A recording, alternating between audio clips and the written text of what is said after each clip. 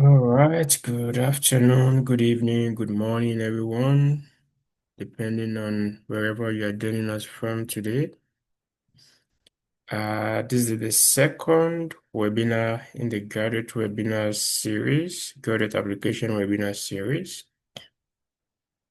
Last week, we did talk about navigating graduate school application in the US. So if you missed that and you would like to uh,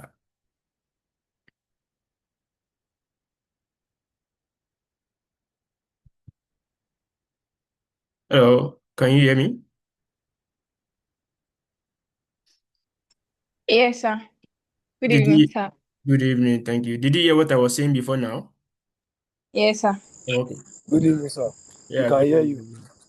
All right. So, last week we talked about navigating graduate school application in the United States, and we have two wonderful speakers, Oluwaseun and Ibrahim, who did justice to that topic, and they are both currently doing their PhD in the US, so they are the best people to talk about that.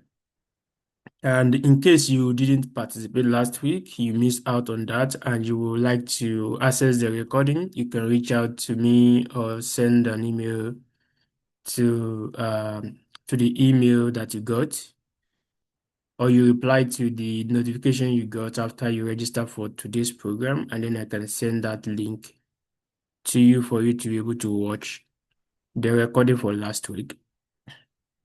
Today we'll be having Favor Agbajo, who is currently a PhD candidate in Australia.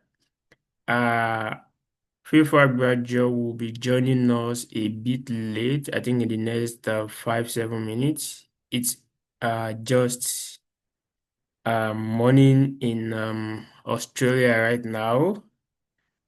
I believe he's trying to prepare for the meeting and he will be with us shortly.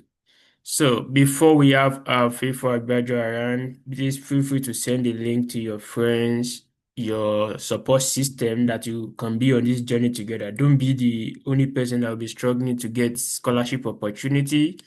Be your brother's keeper. Try to share this link with your colleague that might also benefit from the webinar today. So once we have soon to be Dr. Favor Agbajo on the line. We are going to start the webinar for today in proper. So if you have any questions during the engagement, I would advise you that you take note of that because we are going to have a question and answer session at the end of the presentation today. In the meantime, please bear with us as we await Dr. Favor Agbajo.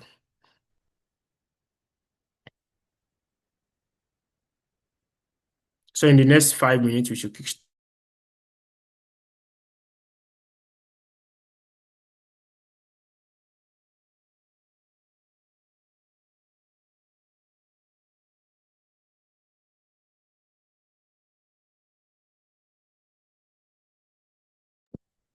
Good evening, sir. You mentioned that we can ask question now, pending the time she joins us, right? Well, depend if are you asking question based on the last meeting or for today's meeting? I actually missed the last meeting and I was thinking maybe you could give us a quick overview of what the last session was about. Uh, I was not in the meeting totally last week, but I what I remember from what I was able to grab from the conversation last week, both speakers did speak into how to navigate graduate program application in the US. And we had two speakers. Was from STEM. I think he's doing a PhD in engineering, and then the second person is from the arts and humanity. I think he's doing PhD something related to probably English. So and They did talk about code email. Do we have anyone here that participated in the last meeting? I think I should. Is there anybody here? If you were in the last webinar, could you signify by raising your hand? And if you are free to share what you learned last week with those that are not here, what was your take home last week? I think we should do it that way. Anybody?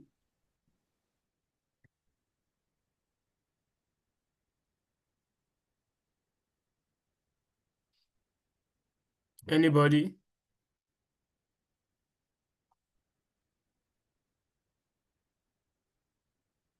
So we do not have anybody that participated in the webinar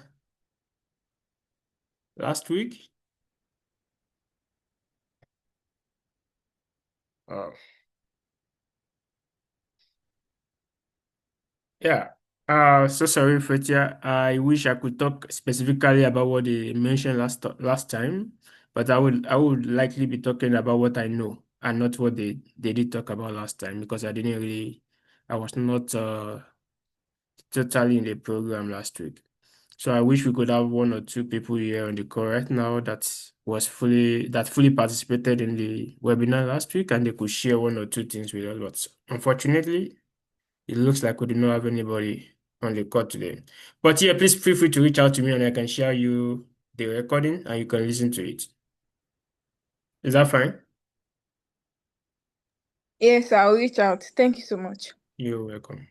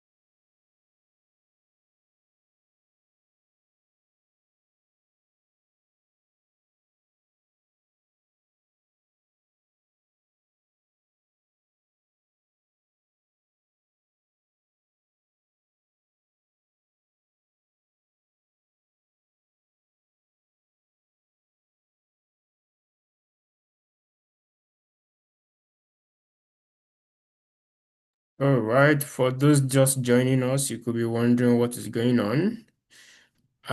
We'll be beginning shortly.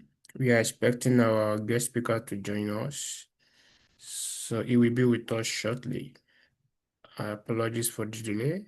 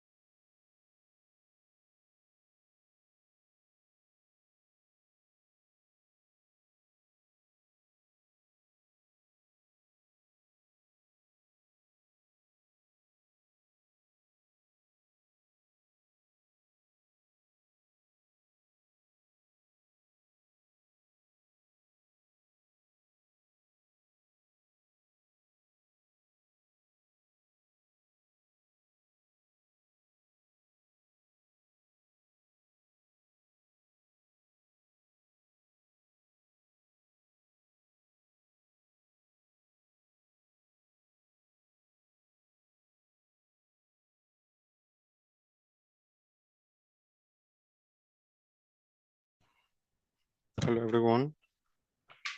Right, so we have the soon-to-be Dr. Favor in the house. Thank you for joining us today, and thank you everyone for your patience. Uh, Without any further ado, we'll be starting the presentation for today. But before that, let me do a very quick introduction of our guest speaker today. As most of you must have seen on this flyer that was circulating, we have Fifo Agbajo to be a doctoral researcher at the School of Architecture and Built Environment, Deakin University. His current research focuses on integration of radiative cooling and solar photovoltaics for zero carbon buildings. He owed a BSc degree, first class honors, in building from the Federal University of Technology, Akure. I think that's where our paths connected, and since then we've been. I didn't finish from FUTA, but I served in FUTA, and I think that was where we met, and since then we have been in touch. Thank you for accepting to do this with us. And his master's was from Durban University of Technology, South Africa. Uh, with a Round of applause. Can you please usher in Dr. Favor Agbajo as he brings to us his experience navigating graduate school application in Australia. Over to you.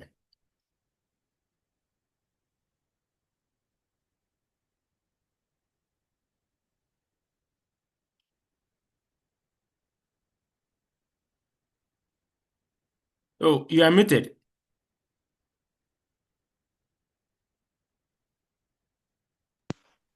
Thank you very much for that. Sorry for the delay. I'm not used to coming into meetings. Um, Thank you, Dr. Philip, for having me in. It's good to be part of your initiative, and I see it as a privilege to contribute to the community as well.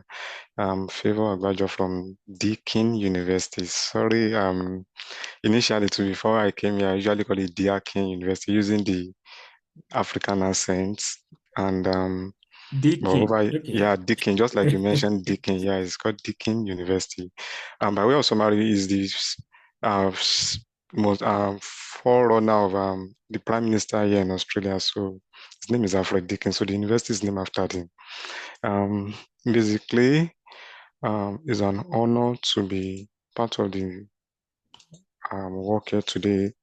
And without further ado, I'll be trying to share my slide and to show how we can navigate the scholarship applications in in Australia. But by way of summary, I will want it to be interactive, and at the same time, my slides are not really bulky, just very brief, and I will want it to be more practical oriented. I'll be sharing from my experience, and then some other options you can walk through. I've applied to a couple of Australian universities, and some proved successful, some the other way around. Just a few minutes, I want to share my slide.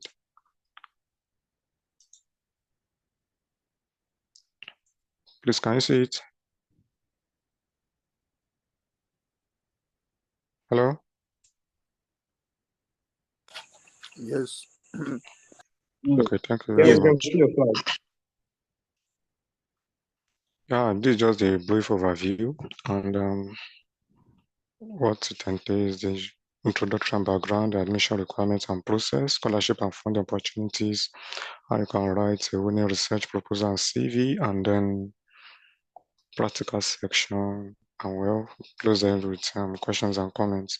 By the way, I would love to say, before I say while Australia, I want to ask that, why graduate degree? Because the pathway to a graduate school, as most of us know, is compelling. It can be highly demanding, and it can also be mentally tasking.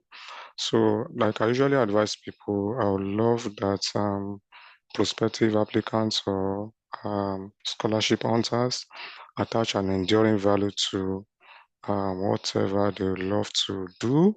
In the process, the time comes in graduate school that is your passion that keeps you going. So when you have set that piece at the outset, it helps you in uh, navigating the challenges when they face in real time, when the stark realities begin to unfold.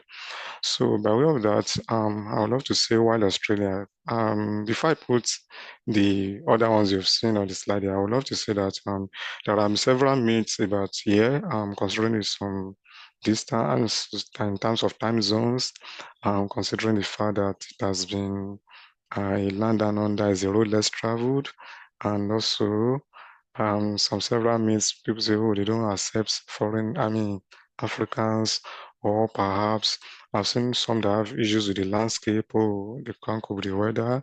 Some is too far from home. Some maybe because it's prone to reptiles. Yeah, and so on and so forth. Those are some common myths. Maybe you've seen some of them on social media, on YouTube, and whatnot. But basically, some of them actually are just what people experience, but basically, it's just as being in the other first world countries. I mean, North America, technically US and Canada, and also South, some parts of Europe, and also some parts of Oceania here, technically New Zealand. So I will argue that regardless of any myths you might have had, is a part worth exploring, as you have seen on the slide. Technically, Australia has few global ranking institutions. I won't be able to list a good number of them, but you can do your findings. University of Melbourne and University of New South Wales, they're among the top 20 in the world. They follow each other 17th and 19th.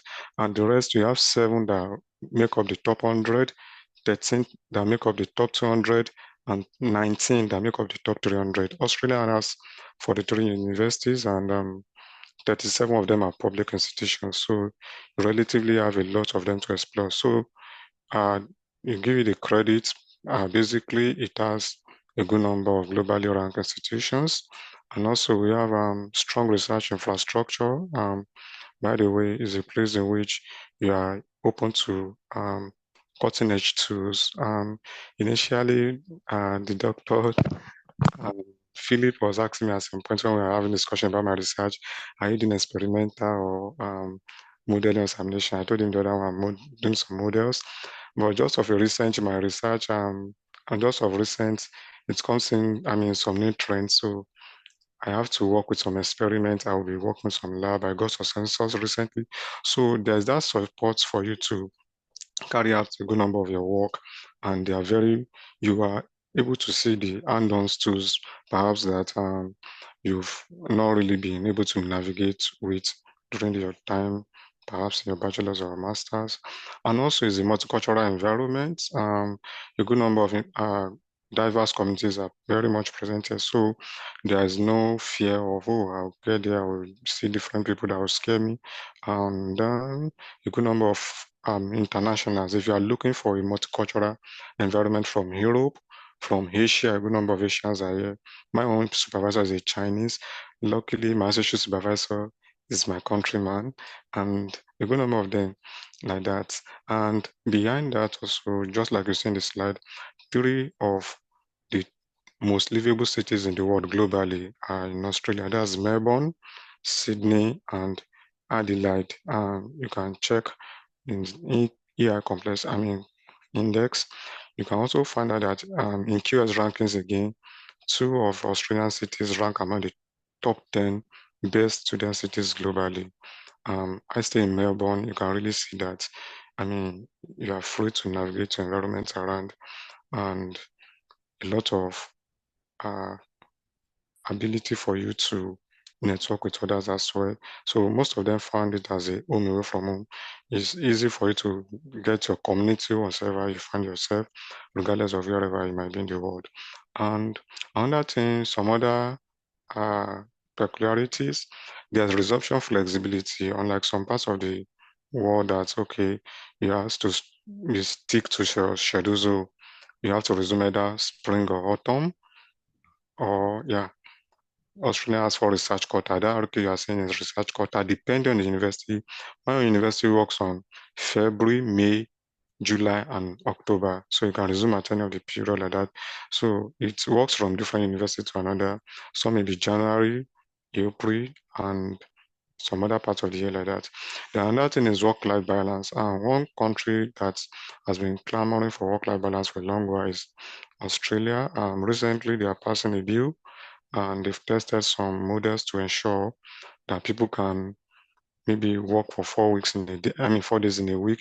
But having said that, some other aspect is except your research is highly intensive that you have to be in the lab every day, you can choose to work hybrid. Basically you can be in your office for 3 days in a week and then the other 2 days are virtual. The basis is that you're able to be productive in your activities. The other thing is that it's a safe and sane society, and just like many other developed countries, it's a safe society. There's nothing to fear, and just like I said earlier, it's one of the most livable cities in the world. Sorry, part of the reason why I joined it is that I left my lab late yesterday. I think towards 12 p.m. 12 a.m. And I'm sorry to say this, I'm currently far ahead as well. This early morning hours here. So what I was saying is that as I was coming, there's not to fear about. You can really explore the terrain at any time. Another thing is post-study work opportunities. Depending on your career goals, you can choose to explore some paths that are very well for you. Yeah, sorry, I think there's an issue here. Just a minute. Yeah, actually, different stroke for different folks. Um, Unlike maybe some parts are like North America, US, and Canada precisely, what is being used in Australia is higher degree research. It's a research intensive country, just like I said earlier, that you have strong research infrastructure. So basically, there are cases in which you may not tend to see coursework on, excuse me, like some parts of Europe, or you have coursework for masters and yeah, some elements of PhD as well. So it's much more research centric here, and basically you have at the back of your mind that a good research experience is very essential. So just like you've seen at the end of the day for masters by research is within 1 to 2 years, or let me say 1.5 to 2 years, between 18 to 24 months. And you, at the end of the day, you graduate by Masters by Research, that's MRS or MPhil. You can come up with a publication or two by the end of the program. And also you have the Doctor of Philosophy, which is basically between 3 or 4 years. Luckily, Australia is one of the countries in which you can get a straight PhD scholarship. Someone reached out to me recently that I'm guiding through the visa process from Southeast Nigeria, got a straight PhD recently, just a week ago, to an Australian university here. And from bachelor's, it doesn't have to pass the rigor of master's. But in that case scenario, you'll be spending 4 years. So I will seek as an advice for perhaps a good number of guys that are still in their bachelor's, that you put in the frantic and concerted effort you can to finish with a very good grade. It's worth it at the end of the day. You should not be perturbed by what your colleagues might say about some issues regarding that. So that's just the duration. Then you have to choose different format of PhD. You can choose to finish by traditional approach of introduction, research, methodology, literature review, or so. And also we have the option of completing your PhD by publication, where in each of your research objectives has been has gone through a journal peer review and has been published as an original article. And just as another one, by the way, here, we have the fact that it's a research focused program, either you are doing master's or PhD, and it's not coursework heavy, it's highly independent. And in that case scenario, you are able to, oh, sorry, I'm just saying this. Somebody said I should make it a full slideshow. Just a minute.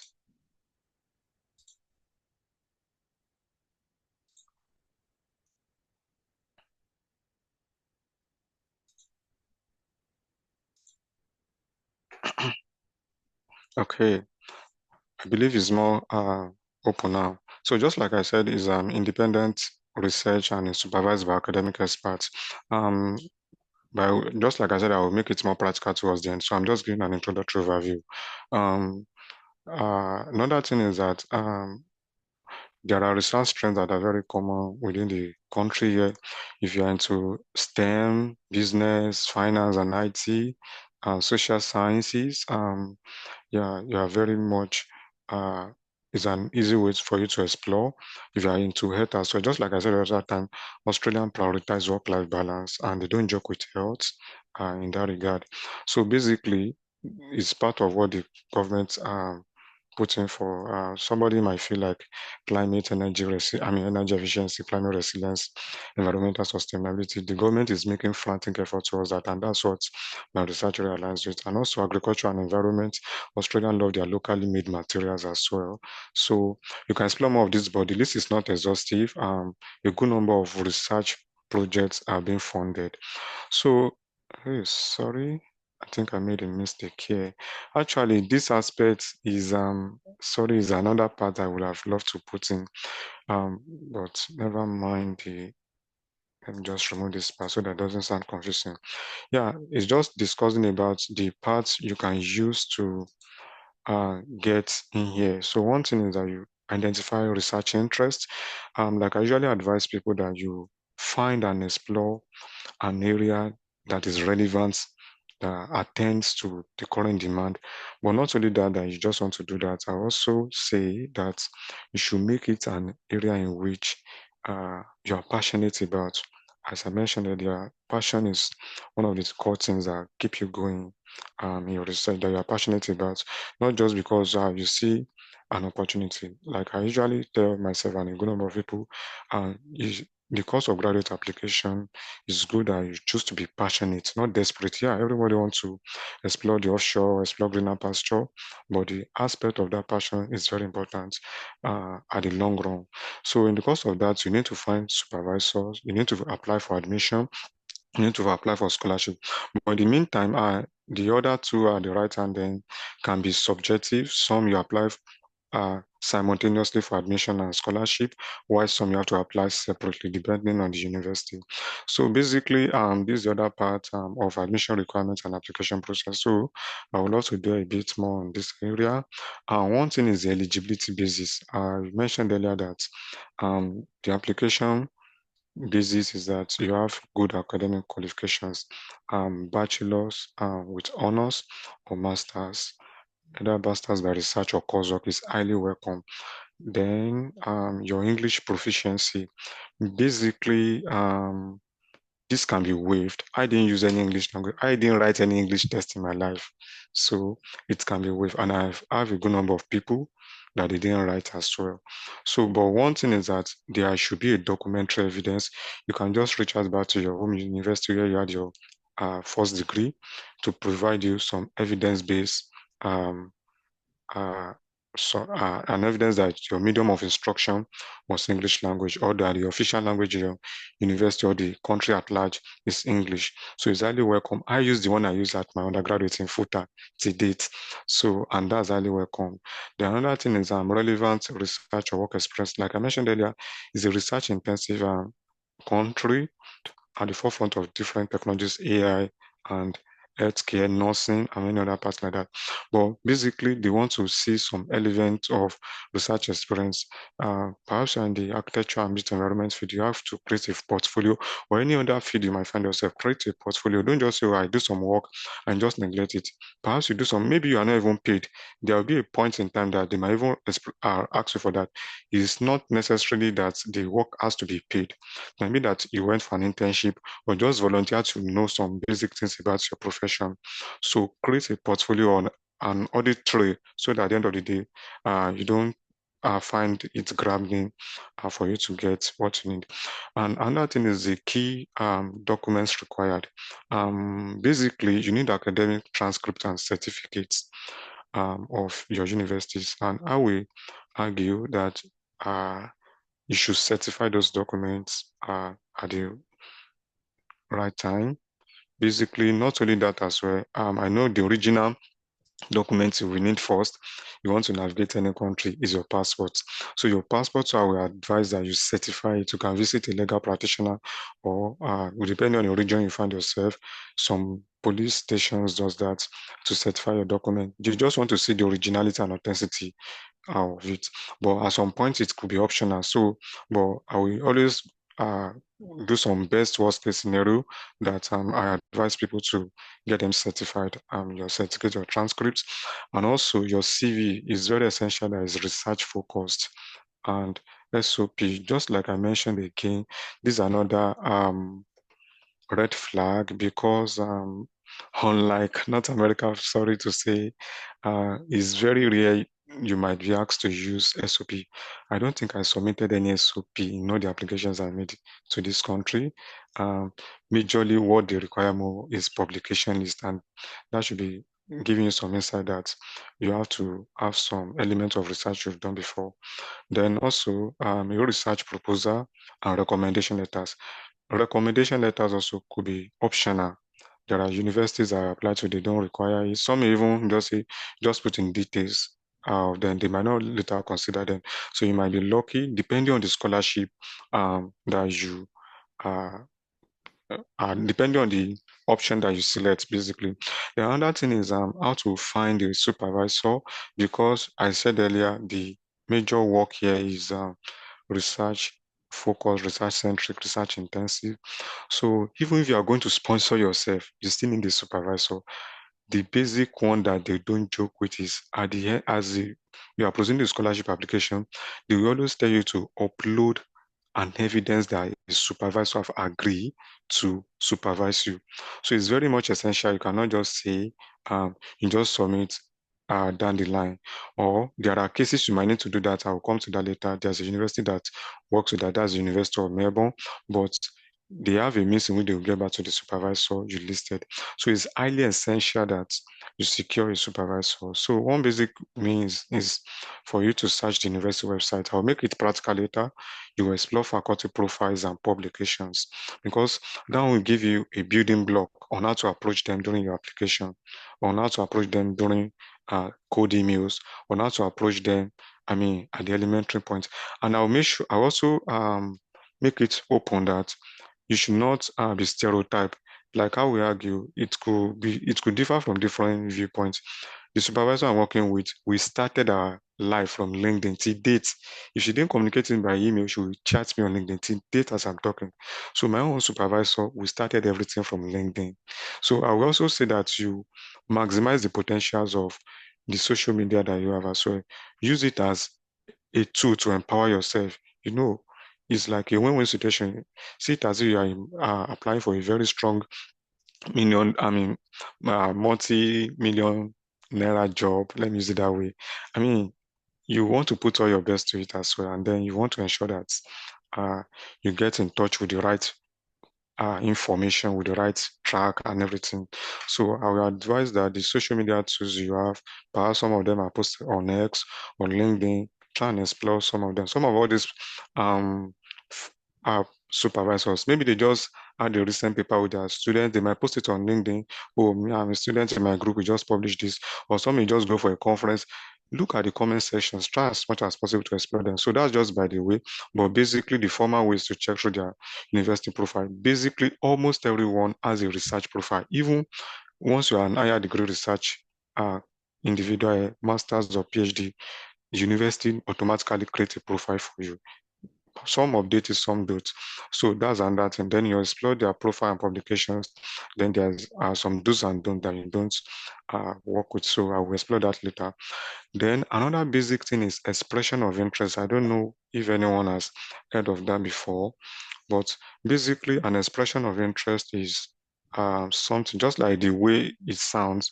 You express that I want to apply to this university. So most of the time, it usually precedes the full application. That's some differences here. Some units require that, why some don't. So the way I would just summarize that expression of interest is just a preliminary contact, maybe when you have met a supervisor, and some outlines will be there and proposal.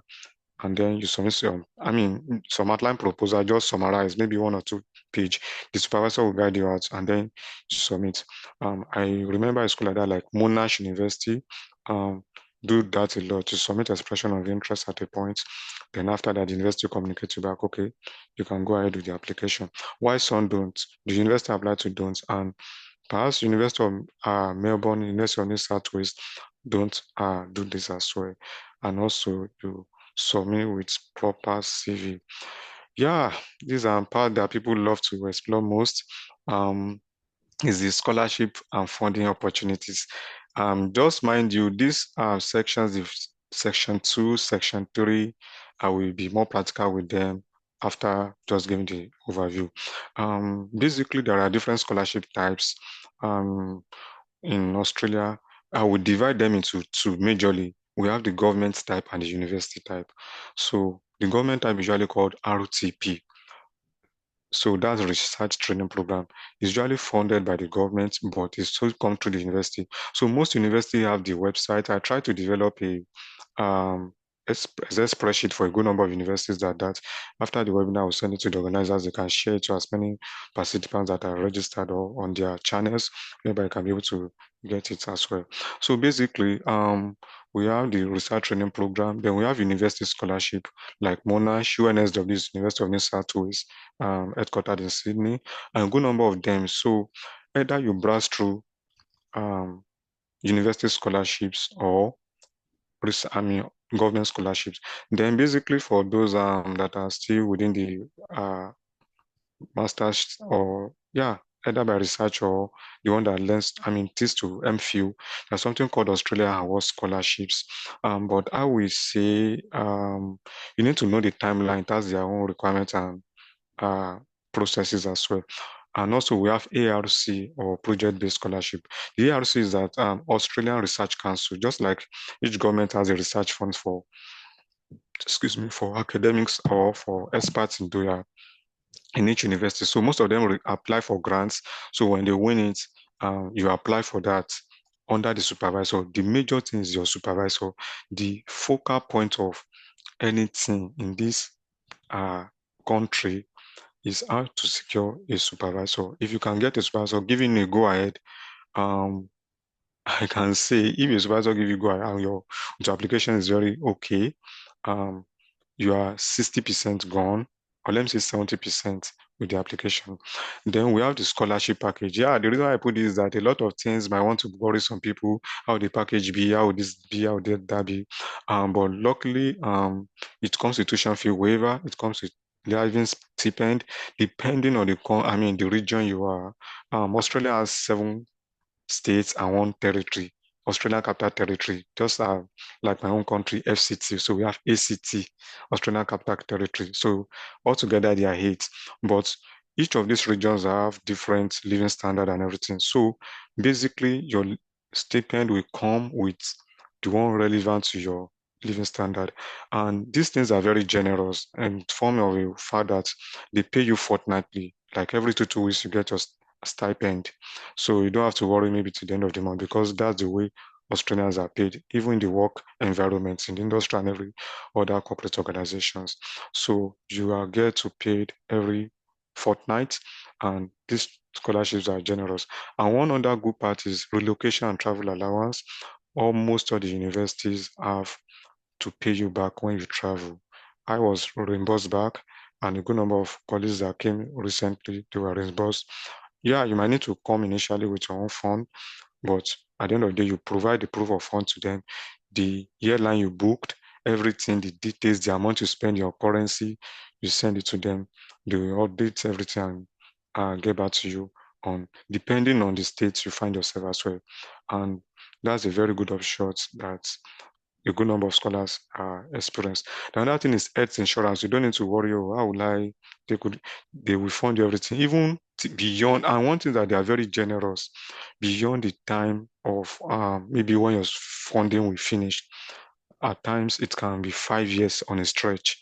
So you don't have to worry with that because part of the requirement of securing a visa is that you must not exceed your health insurance. And most universities are proactive or they are prospective in their thinking. So they won't give you beyond the time you will spend. Maybe it will extend by months after your graduation. So you don't have to worry about health issues like that. But the other part is that it's highly competitive. I must be honest, you have to have strong academic record. Like I said earlier, if you are still in your bachelor's, maybe third year, fourth year, or whatever, please try to put in your best. But that doesn't make maybe some of us that have graduated, we're in the industry, can still do something like that. Like I said earlier, you can show some elements of what you have done before. Those other things are in your supporting documents that, okay, maybe elements of volunteering. You can just look for a volunteering initiative that is highly relevant and you can put in the best from it. So some of all these things data tell us well with evidences. Yeah, you may not need to write SOP like I said, but you can attach them as supporting documents, evidence of this and that you have done before. Then another thing is published research or conference papers. You might not need to worry unlike some Ivy League universities in some institutions across the globe. Perhaps you have some conference paper. They just want to know that you have an evidence of what you have done. And like I do say, some will say, oh, I've not done masters, I've not done this. You can go back to your bachelor's projects. You can just find a person or two you can link up with that you know that they are like mind, they can put in their efforts, and you guys can come as collaborators. My first publications were from collaboration. And that's another approach you can explore. I link up with my seniors that I know they are ahead of me. They already started their programs overseas. I just link up to some of them. Okay, you do this, do this. Before you know it, especially some of them that are review articles, they just split them, and then you are able to contribute. That's uh, the the the beauty of collaboration. Everyone work on their expertise on the way the research work is being uh, splitted. So you don't have to worry of the very fact that, oh, I need to bury my entire head on it. Find like minds within your field, find experts within your field. Just like I said earlier, use the tools you have, I mean, on the social media, LinkedIn, Twitter, or X, as the case may be. I know those are the two common social media platforms where people connect a lot in this regard. Then another thing is that it has to align with the supervisor's research. So just like I said, yeah, you need to look at what they do. I will make that open very soon. Yeah, you need to look at what they do, and then you have to have a clear research proposal. Always have it at the back of your mind that is a research-centric country. So you have to have strong research proposal in every field you might be exploring. Is it in legal field, business and management, arts and humanities? It's very essential that you have these things at the tip. Then some tips that you can use to maximize your chances is that you apply early. In this case, it's very, very challenging because how we say a good number of us may not be able to get for some period now from the honest part. The way it is that Australian calendar runs from January to December, unlike North America, I'm sorry to say that, or Europe. So a good number of them and the close neighbors too. So I will also come in by a back tray. These opportunity is also similar to the one in New Zealand. Australia and New Zealand, they are close neighbors. Yeah. And beside that, they have some very good right. When if I back it back to why Australia, they have good ties with some first world countries like UK. They were colonized by Britain, so they have very good uh rapport, or let me say very good diplomatic rights with them. The same thing with Canada and US.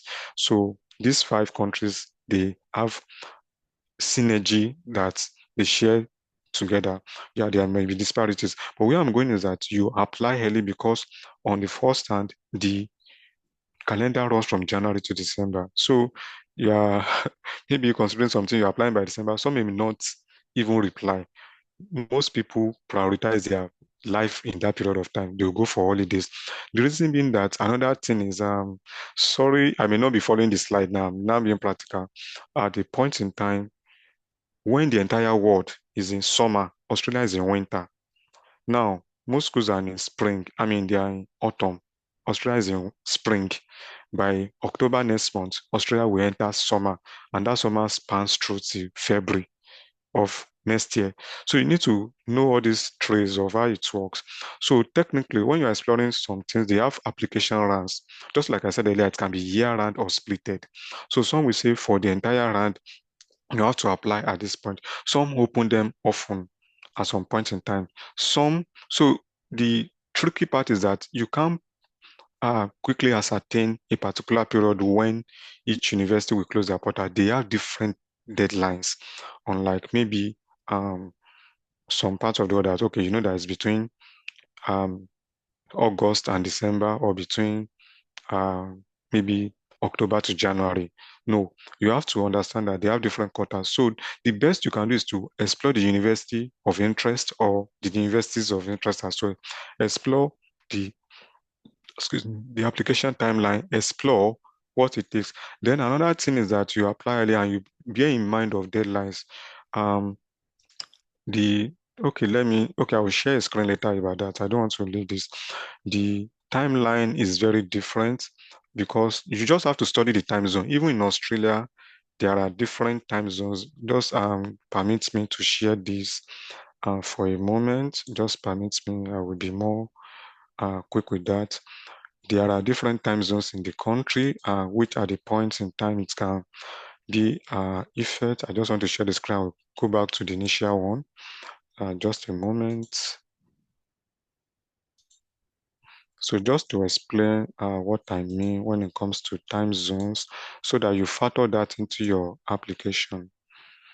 Basically, it's very essential that you understand when it is. So I don't advise that you put in your application to the deadline. I don't know. Can you see my screen, please? Yes, we can. Yeah, we can. Okay, thank you. So you can see the time zone is very tricky in nature. So basically, as I said at that time, or currently we are in Australian standard time zone. This is standard and they call it AEST or standard time zone.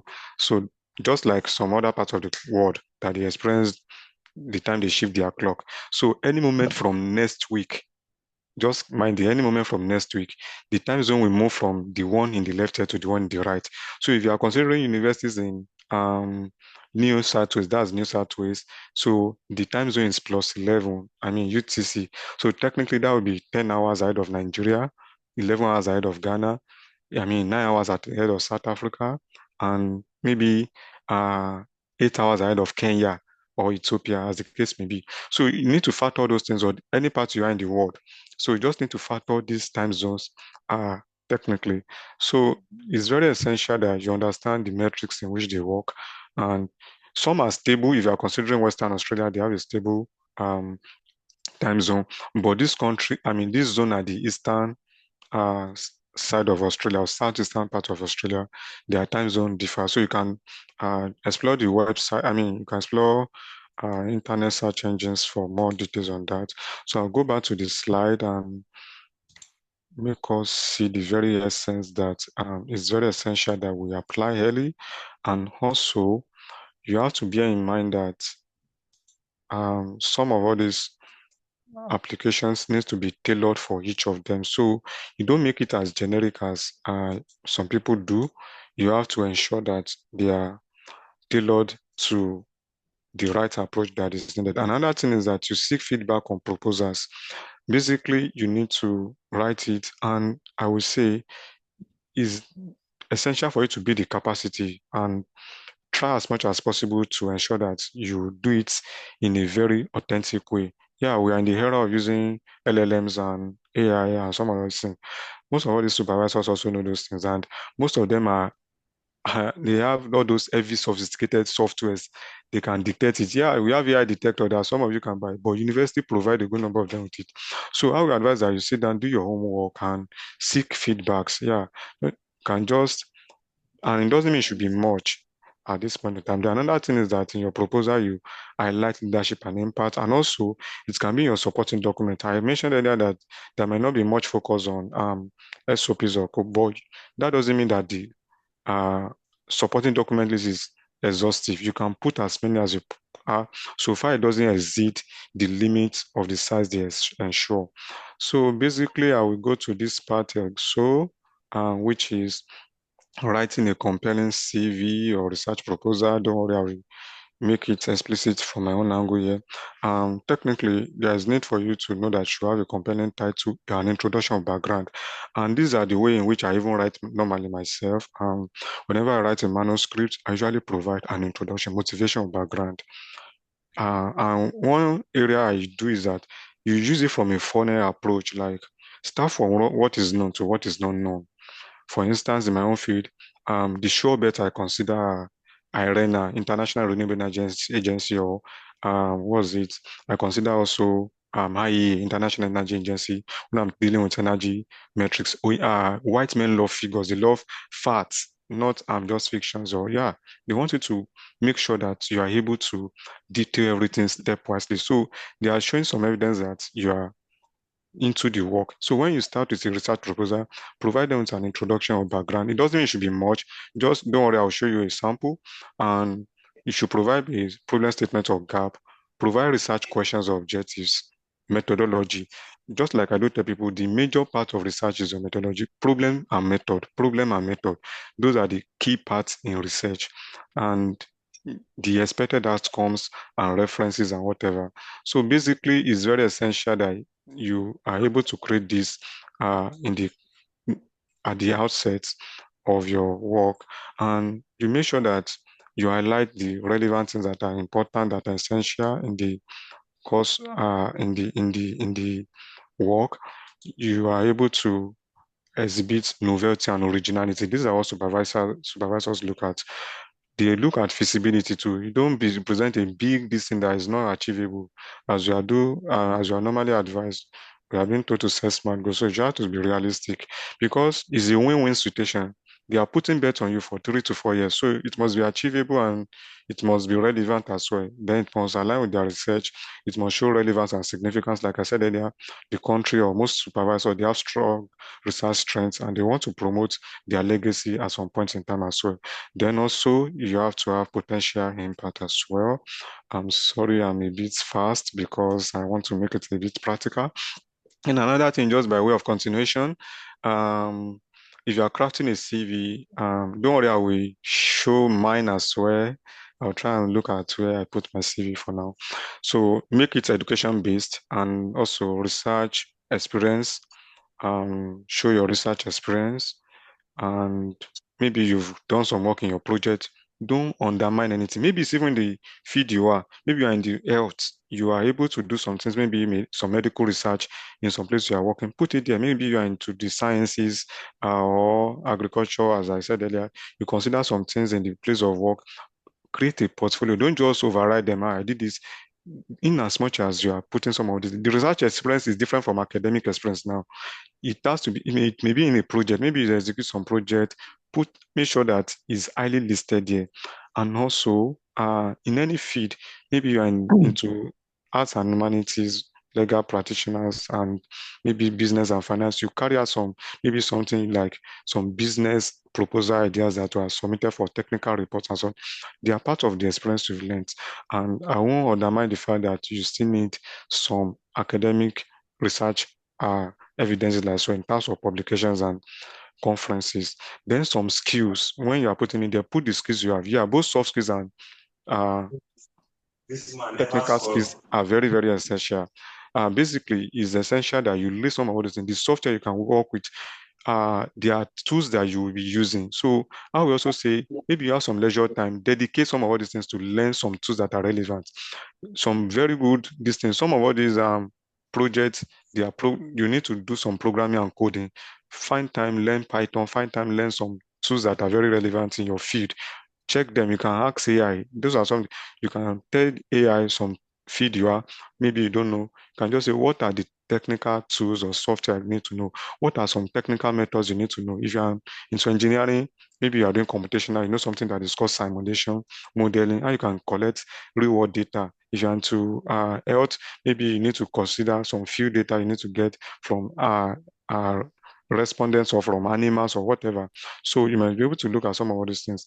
Then in your CV as well, list some awards you've got, list some leadership roles. Leadership roles also pay a lot because you might be joining some student bodies organization as well. Yeah, some avoidable pitfalls. Avoid generic proposal. Don't, like I said earlier, separate passionate from being desperate.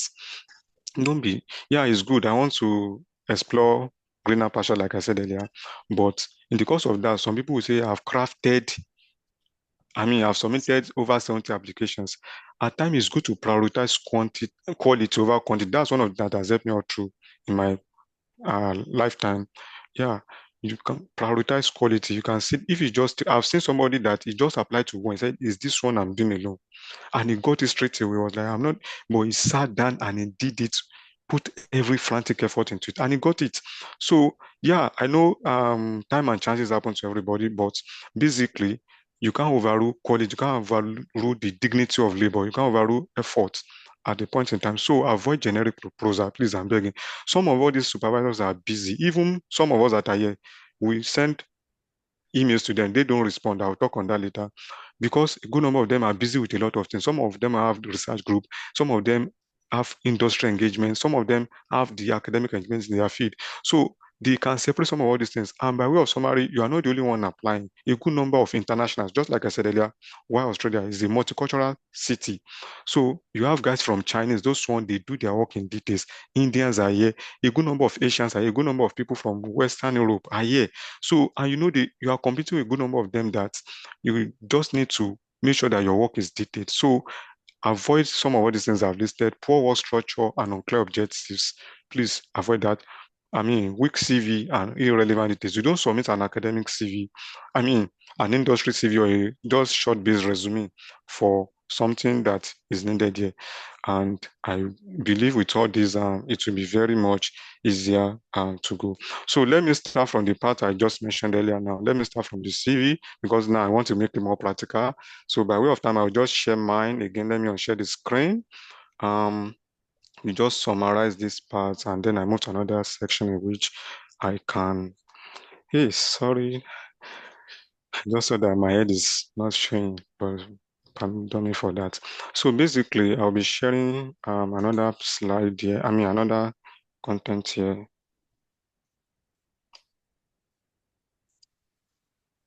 Just a minute, please. Yeah. So basically, I'm coming just a minute.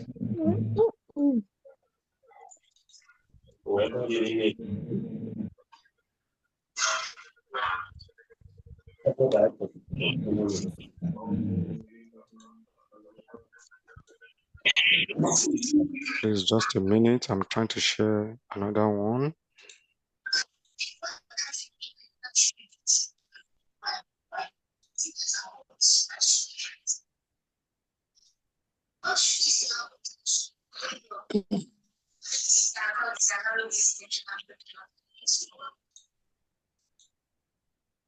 Okay.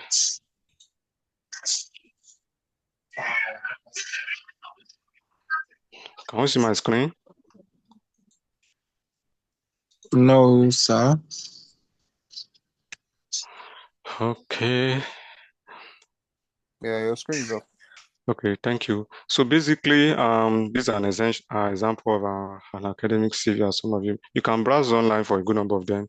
Most of the time, some do call it personal summary or career statement. You just show an overview of what you have.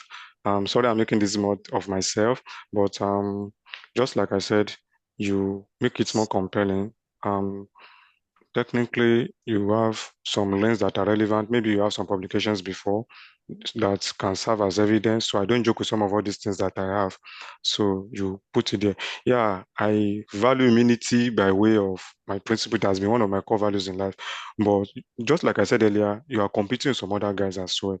So while you are honest and humble, at the same time, you need to market yourself, be compelling, be convincing that no, this person cannot just look away from what you are doing. So I liked everything you have. And then one thing they love is if you finish with maybe mass and the class of your degree you might find yourself, you is very essential because they, just like I said earlier, most of these people they work with percentage, they work with facts and figures. So for instance, my bachelor's and master's, you will see class rank, okay, what I had with some other stuff like that. In my own case, unlike North America, you might need to put in your CGPA, but in this case, they might not, you might still put it here as well, but they love your rank and some other things as well. And basically, you need something like research interest, something that you are very passionate about. I swear, I said that earlier. So it's very essential that you put it on board. And like I said earlier too, you might need to highlight your professional experience. So in this case, you might summarize everything. Perhaps you found out that, oh, you don't have, you might not classify them as research experience, but you can put it as a form of professional experience like you see here, and the other ones you've highlighted before. And please attach, what's it called? uh, scores to it. For instance, you can see some that I did during my master's. Oh, you did something, quantify them. That's the element I want to mention. You did something, quantify them, the outputs, make them, output based and many other stuff that you might have carried out in time. Because of time, I will just scan through some of all these things, but you can see the format. But this is not just a cast in stone. You might also see some that are relevant. You have honors and award. It's different from an industry CV. You might need to put some of them in. That is quite as well.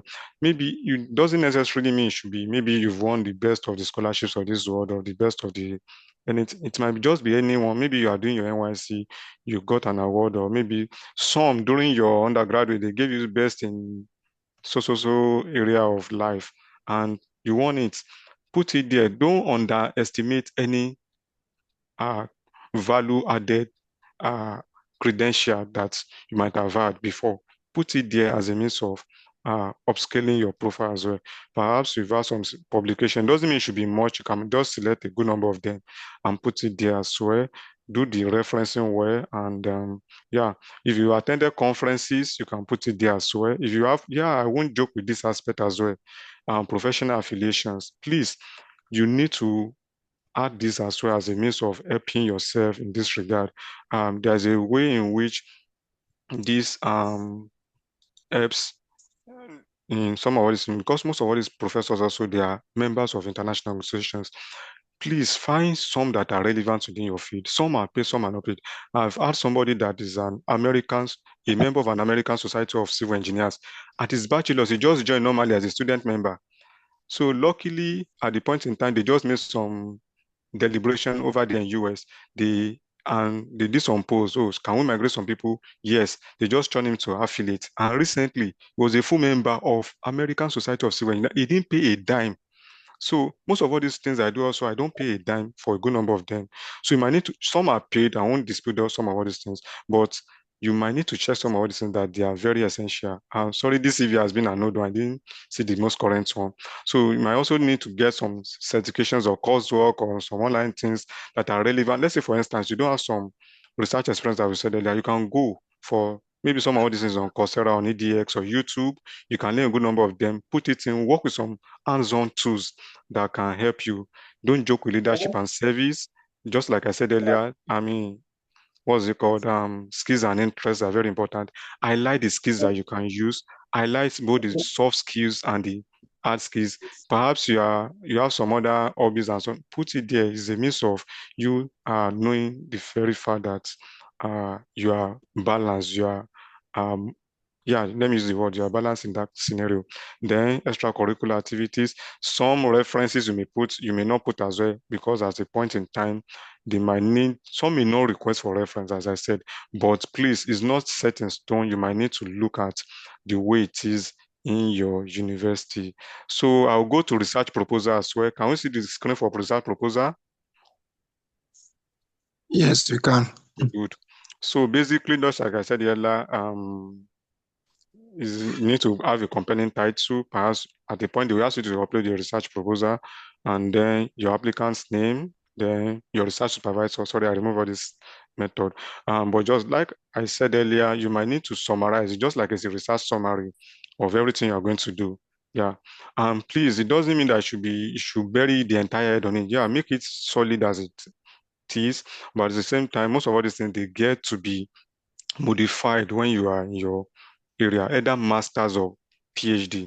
Please understand that it's not set in stone for PhD alone. Masters by research, like I said earlier, a good number of them are doing it and they are really doing it well. Yeah, they may not be as tense as PhD full research, but basically it goes with this research summary and introduction. Just like I said earlier, start from what is known to the unknown. Like I said in my feed, I was saying why the building sector contributes significantly to global economic growth, yet it accounts for 40% of global energy use.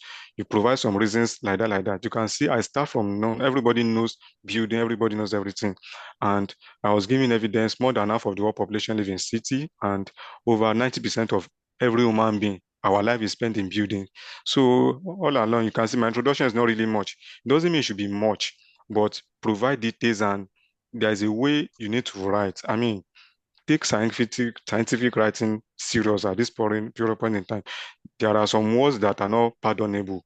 There are some grammatical structures that are not accepted. So please, you might need to check some of these things are online, YouTube. Like I do say, some people, I say the best university in the world is YouTube. Basically, many things you will need at times are there. It's just the ability for you to explore and get the right ones that are relevant.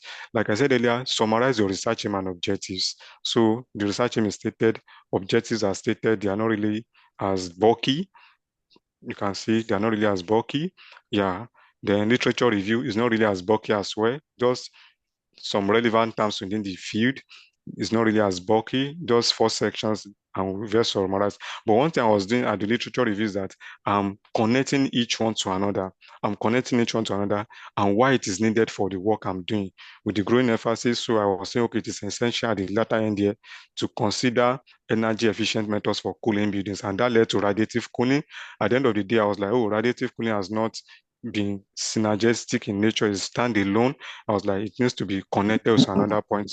And you can see I was showing the need for another part in my work here. And basically, I also make it explicit that this is what I'm doing. This is the last part of my literature review. And then I just provide a schematic diagram to summarize everything. And then the research method doesn't have to be bulky. Like I said, just summarize everything, summarize the tools you'll be using, summarize. Like I said earlier, project significance and value, they are very essential. What will come in both, economic and maybe societal significance as well. Put it down. What these people love is study plan. You can use it in my format, or you can use a Gantt chart for it, as the case may be, that what you are going to achieve within the milestones you have. So they don't joke with study plan. Someone will tell you what's the plan. So you can use that, you use this, or perhaps you can use a Gantt chart to that, and then you finish by references. So it's not really much, just by way of summary. That's just by the way. Let me stop sharing in this regard. Let me move to another section. Now I discuss on the issue of scholarship and co. So basically, I selected some universities. It's not really much. No, out of the 37, I think I selected some 25. They are really much. Like I said earlier, Australia has 43 universities, and a good number of them are a good number. Somebody asked if I can drop research. Don't worry, I will send another template which I've worked with before. Basically, yeah. Then if you have some question and answers, you can drop them on the chat boards, or the organizers can help address them later. And then just a minute, I want to share the other one too, which is some links as well. So I want to make this practical now. How do I apply for scholarship? How do I go about it? Yeah, so I'll just share one or two. Please, I'm coming. Here's this Excel sheet. Excel. It's serious.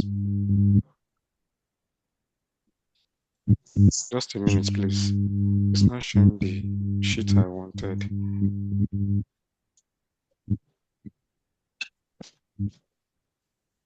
Okay, good. Please, can you see my screen now? Yes, we can. Okay, good. Thank you. So basically, like I said earlier, we have some general scholarships, and like I said earlier, we have RTP, all these ones you are seeing on the right column, they are government based. So I don't know, can I click? Yeah, good. If I click on any of them now, it will take me to the portal. I've tried to explore some of all these things, so I will share with the organizers. But I just want to show, because some of all these things are generic, but the one that is highly globally generous is the first one on top. That's University of Melbourne. It's still ongoing. This one, I think they have more than 1,200 opportunities in different sectors, and you can find one that is about just one.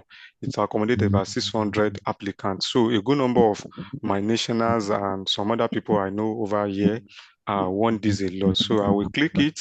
So to take me to another portal, which I will just love to share again. So by way of this, I will stop sharing this one. I will go to this part. Sorry, I'm navigating different things today. I'm coming, please.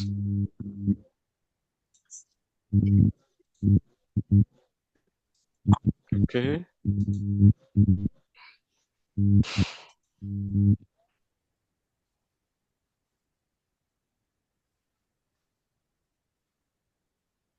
Yeah.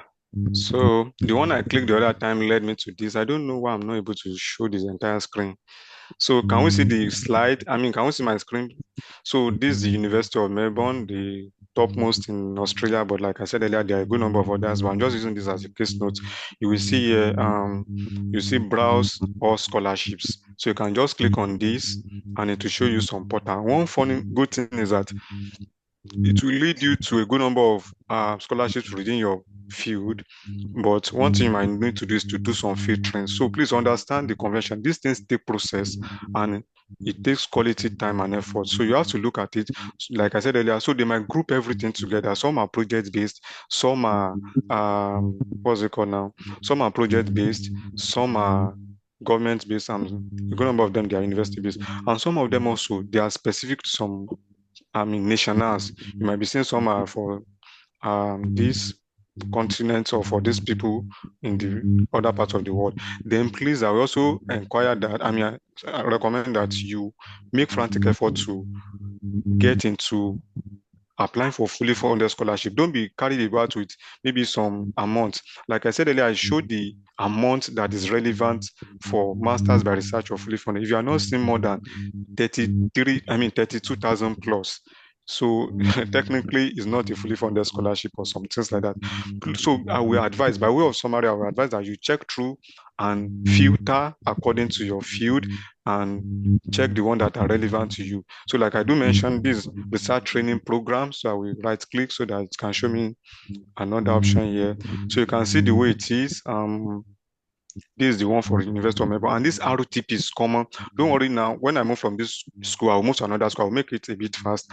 So you will see the way it is being said. They will summarize it. The way they made this thing more fortunate for applicants that they made it more explicit in terms of how they put in their application details. So they will tell you everything. They will first summarize. They will tell you the benefits.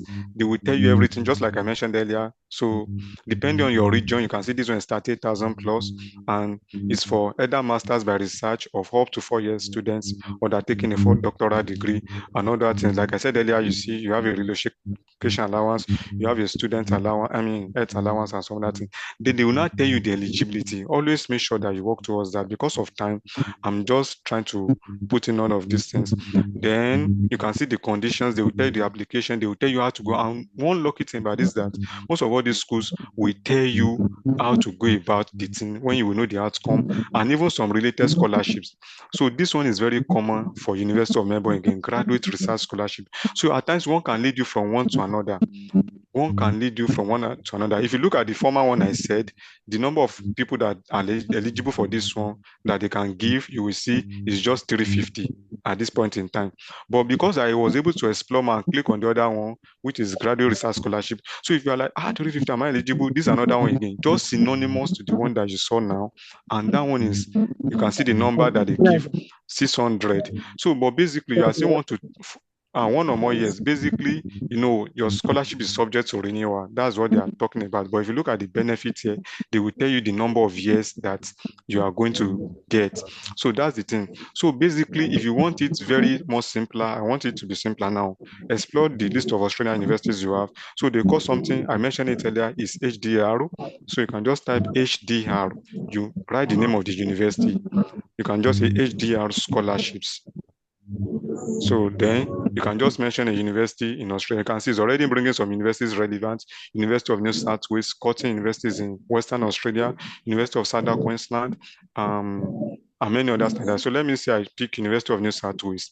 You just search through this HDR scholarship, University of New South Wales. It will tell you how everything goes.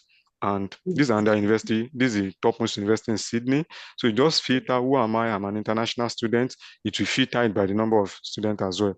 But pardon me, some of all these have closed, but a good number of them will open soon again because they open by 4 research quarters. So they will tell you the available ones. You can see, just like I said earlier, this Australian award, they said this one is ongoing. So they will just refer you, please check for further details. And you can see a lot of things like that. So it goes on like that, every other method. So you can just try another university. You can just say that same HDR. So I'm giving you some tips. Just know the method HDR. You can type the name of the university. Let's say now I look for another university. Let me say University of Queensland. University of Queensland. So almost all of them have that similarity. HDR is a very common word, like graduate school in North America. So once you type HDR, you attach university, you type scholarship, and you attach the university name, it will bring everything you can see. So a lot of things are entitled, but you just have to look at what they entails. So you just look at it now, okay, I think I'm not going for this one. I might look for another one, the HDR. Yeah. So you can see another one here. Yeah. So basically, you see what they do. It varies, and just look at it. Most of them, they will tell you the eligibility. They will tell you they give masters by research or PhD. They will tell you the application date. Like for this one, if you are resuming early next year, it has gone. You see, so this part has gone. But they've made another audit tree. This one is coming up soon. And if you're applying for maybe August next year. The application will open by November this year. You can see November 3rd. So you can start planning your this thing. I made mention of EOIs the other time, so you can make a plan for that as well. So it goes a long way in that regard. So I will advise that you try as much as possible to explore that. So that's one method. You can try HDR, or you also try um you can try HDR, or you try another one that I usually call RTP, because if you look at the other parts of my Excel sheet, you will see RTP. Once you click any of those things, I'll develop the slide. Don't worry, I'll share it to the organizers. You can just type the RTP again, just like I mentioned earlier. You can say RTP um, QUT, that's Queensland University of Technology. Some of all these universities, they are known by their short form. So Queensland University of Technology, you see, they will tell you everything that you need to get, how to apply, conditions about the scholarship, and so on and so forth. I can browse under university, one of the university in my state, that's Monash, and it's a very strong screen globally. So you can see RTP Monash University. Yeah, you can see it's a very common word because it's funded by the government. So you can click on it. So it will give you again.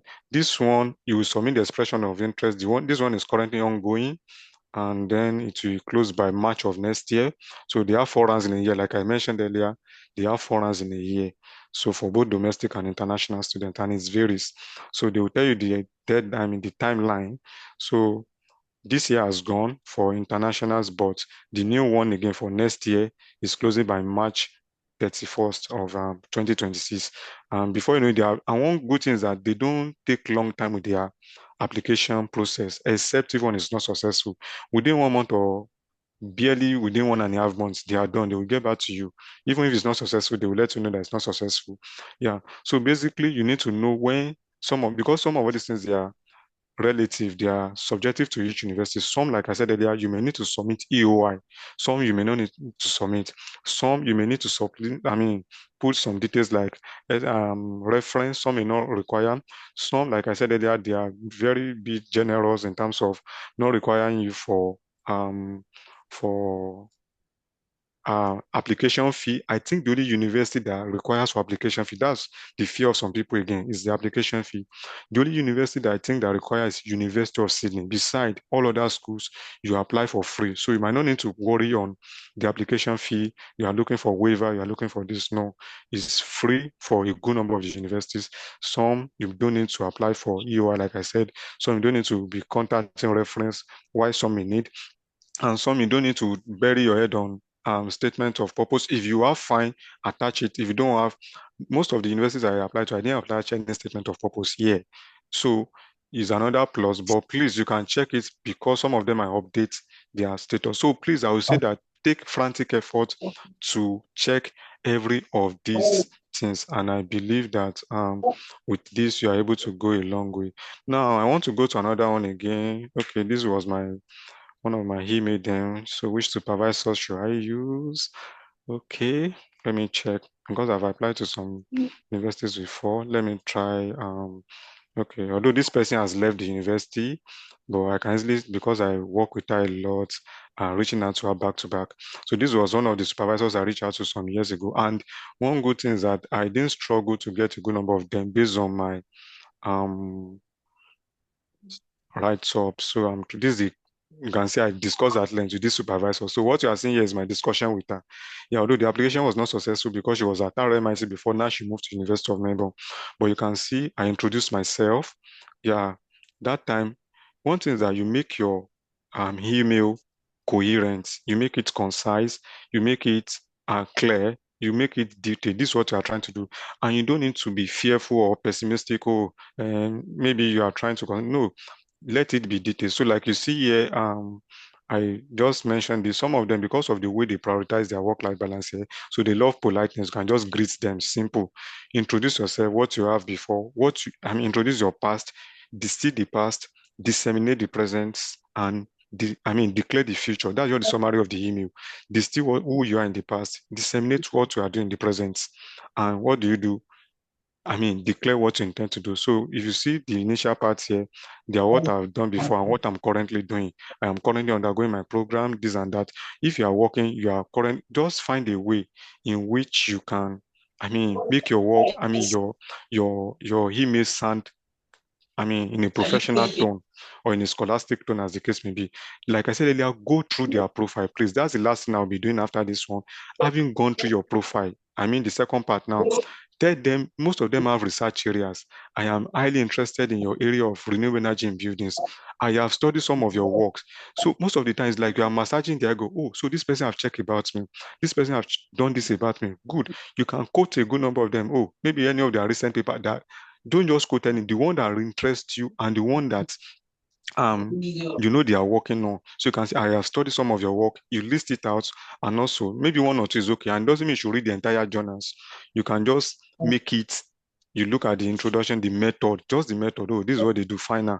Then tell them that I love what you are doing and express your, commitment. I am optimistic I can support your legacy or I can contribute to your research project or your group, any other word you can use. But you let them know what you are intended for. I told the person the proposal I'm working on before. So this is the proposal that also got me to this proposal because I wrote it well. I was able to use this proposal I sent to you. I shared the other time to a good number of the universities, and even the one that got me to my university here is that same proposal. So I took a very good time to develop it, and I was just able to work with it. But mind you, it doesn't mean that you should be generic. It's because each of the supervisors I'm searching aligns with my area. So please let you know. Let's say you are changing a research project, you need to check through. There are other institutions I apply to that. I need to develop another separate proposal. So I told them what I'm doing. Then I made them to know that it's subject to modification based on their expertise. You get now what did I do is that okay, you tell them what you have, just like I mentioned earlier, tell them the skills can use. I have expertise in what I can do in my own field. Just highlight a good number of them that they are working, they use in their lab too. So you don't have to do a lot of diligent study.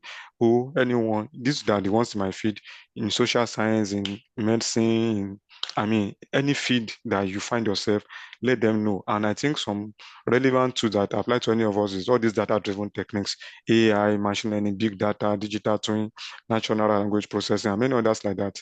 So you can put it there and put your commitment. You are ready to learn more. Maybe they have a research lab, put it there. Then you need to let them know what you're applying for. Remember, I mentioned their department, and you can see the application was upcoming then. So this is called RTP, like I said earlier.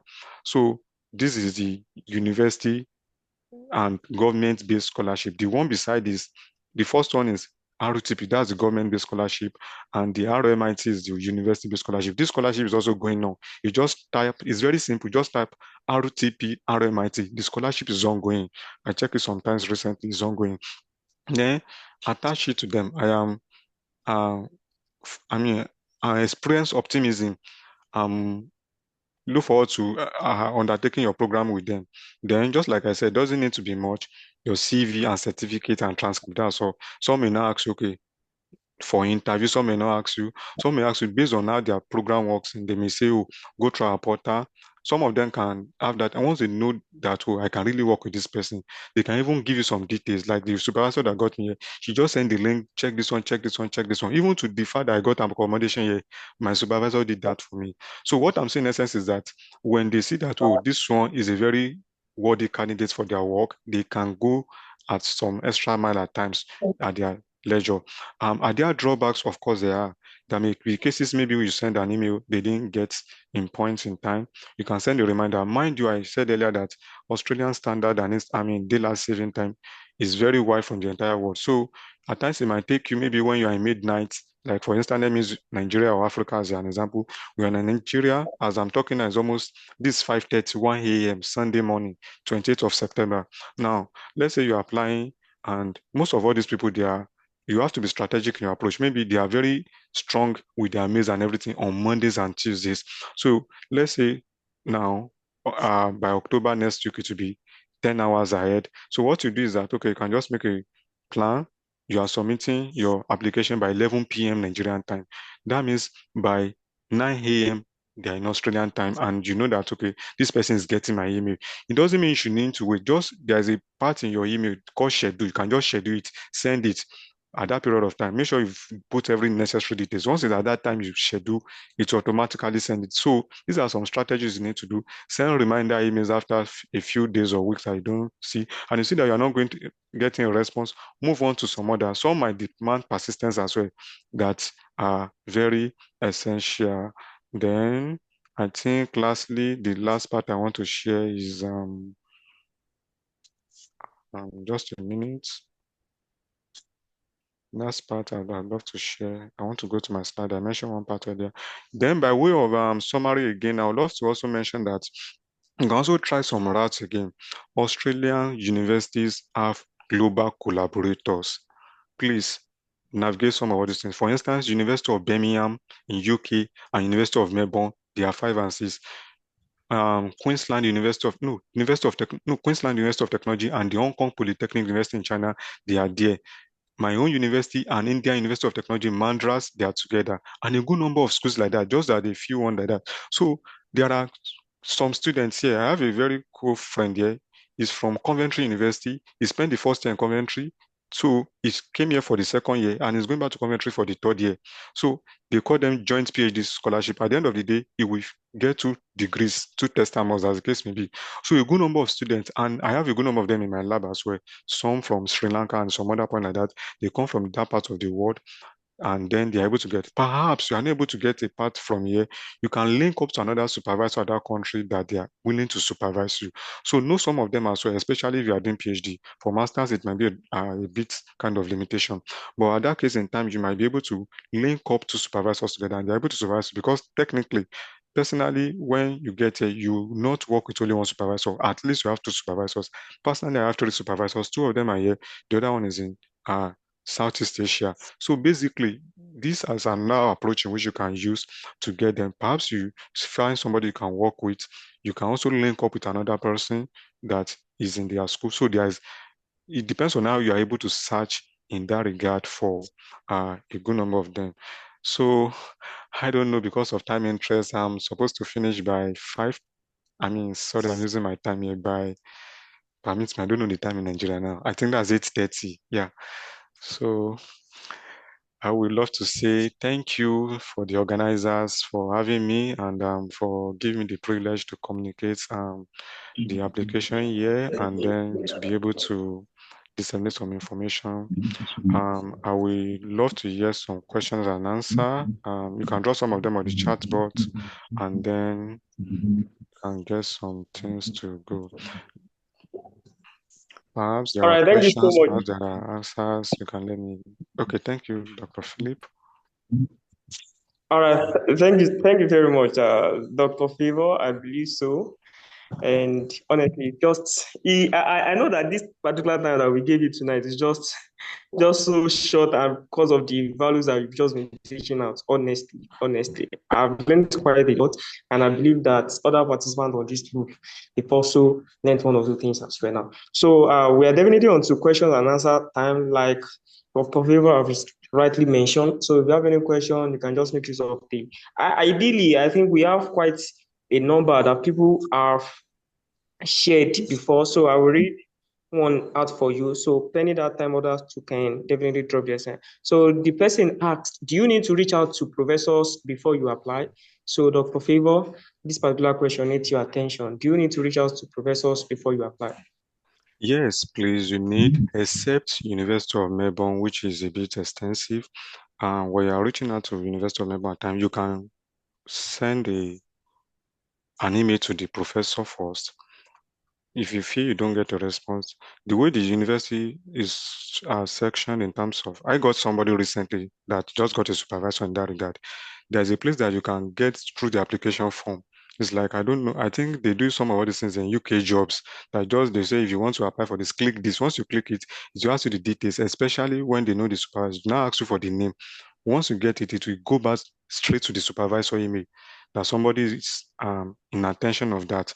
So basically, it's very essential in that regard. But apart from them, all other schools, like I mentioned earlier, you need a supervisor. Number one is a research-centric university, and number two, when you are putting on your application, they always tell you upload the evidence that you have a confirmation from your supervisor. So how we say is very essential. It's very essential you get a supervisor. I think that's once you get, it's like your work is 50% solved once you get that, and then if the supervisor is now motivating, I'm willing, I'm ready to support everything. I mean, you are good to go.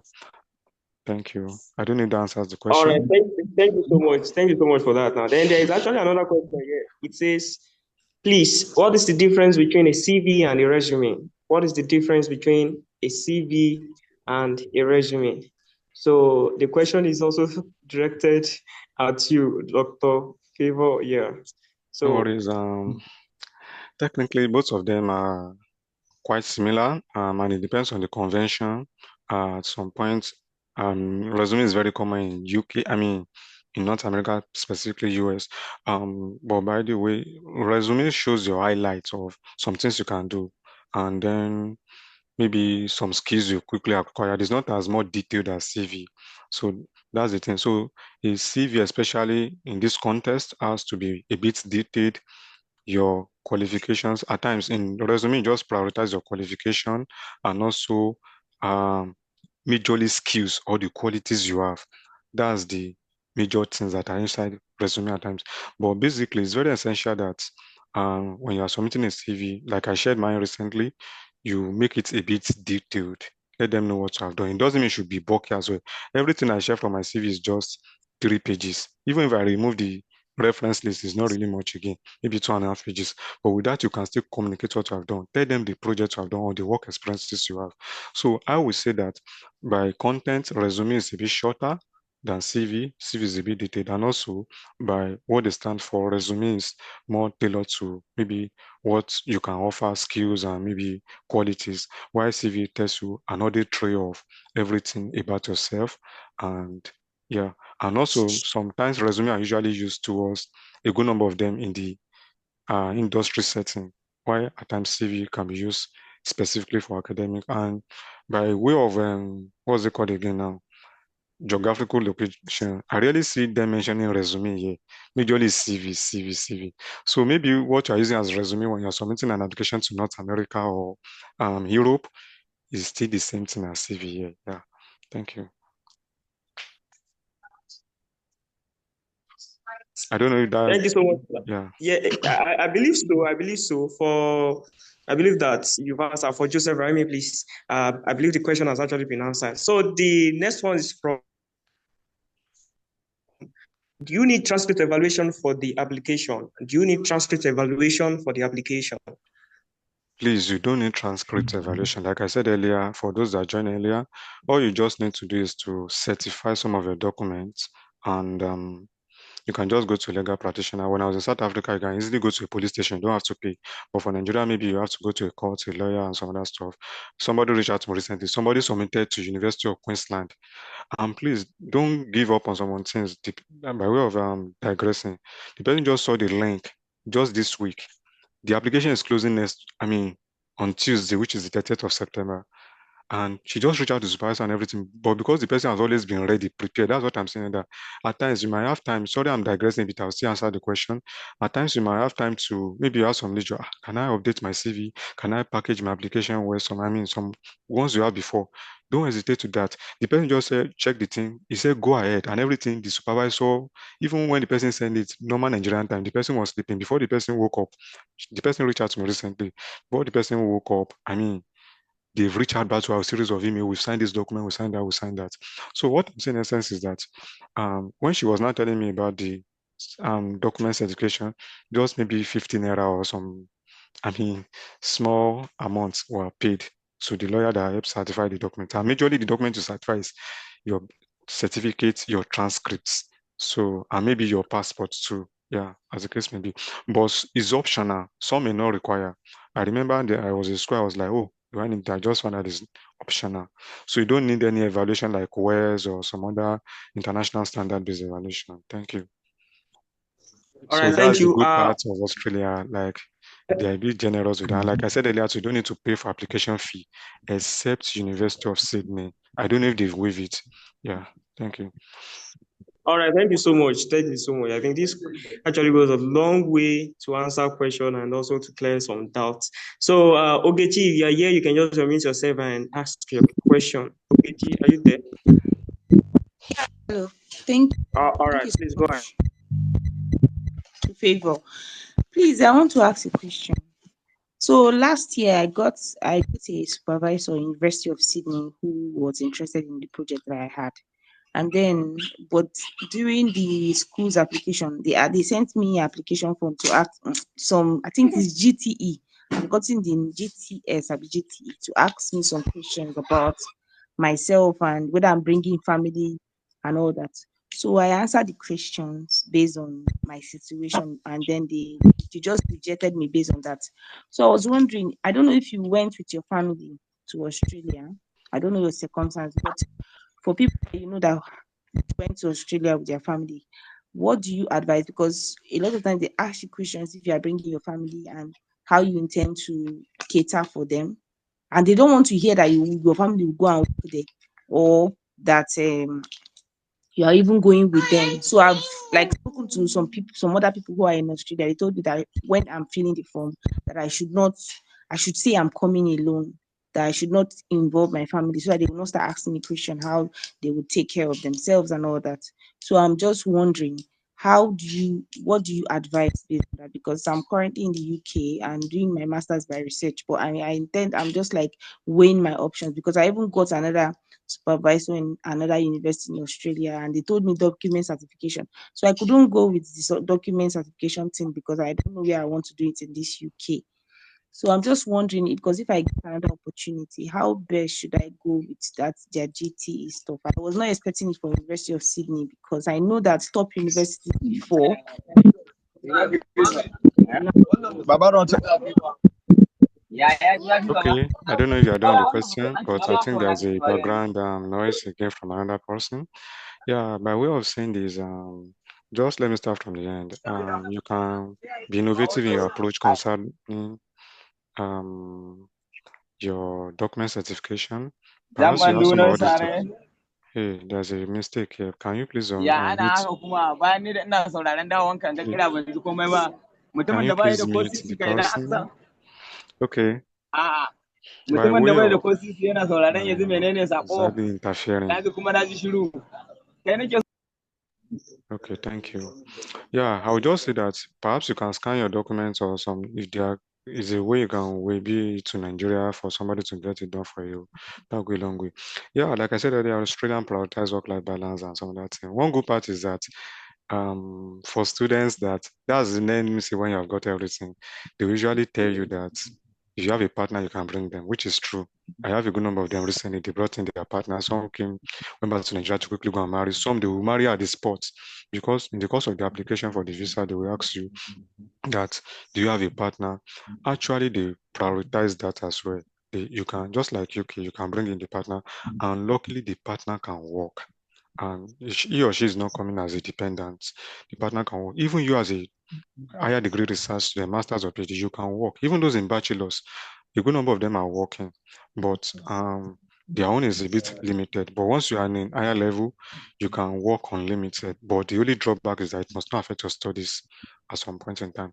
So going back to that part, a good number of people come with their partners.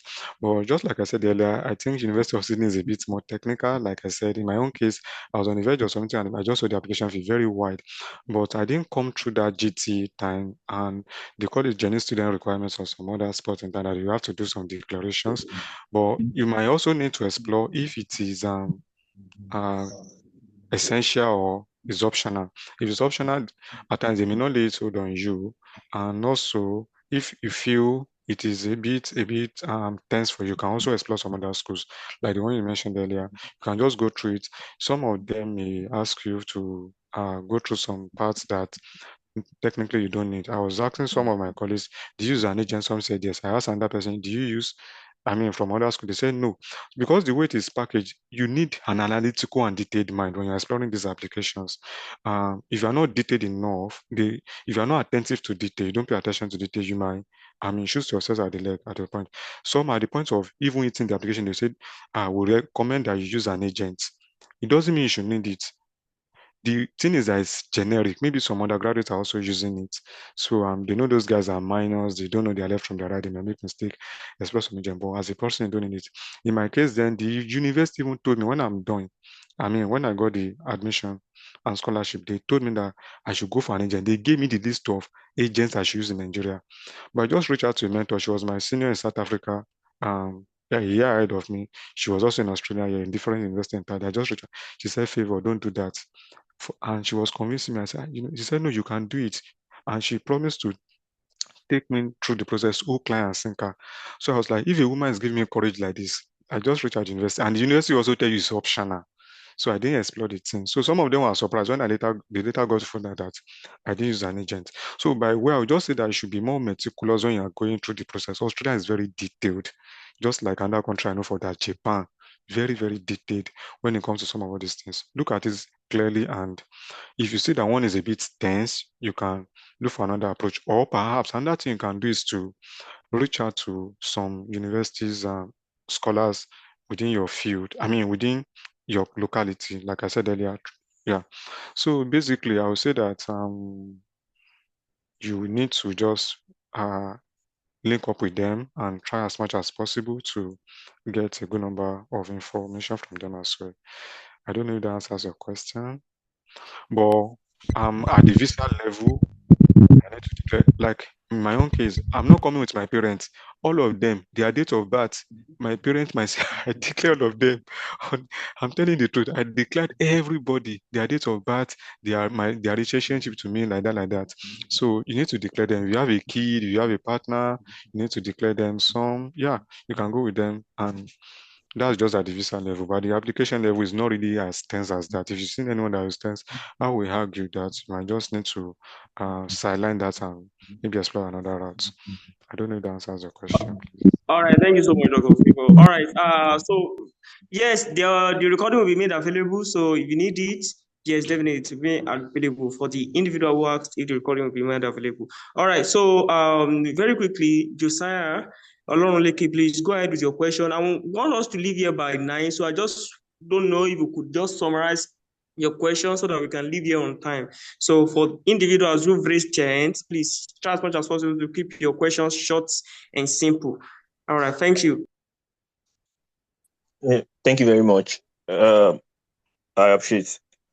Thank you, Mr. Favor. But I'm so sorry. My question is a bit not. I don't know if you can answer like per question. So the first one is like, when you were sending code emails, do you have to like attach research proposal to each email, or like, because when I saw on the screen you mentioned like a topic of like the kind of research proposal you want to work on. I didn't see like the end of the email.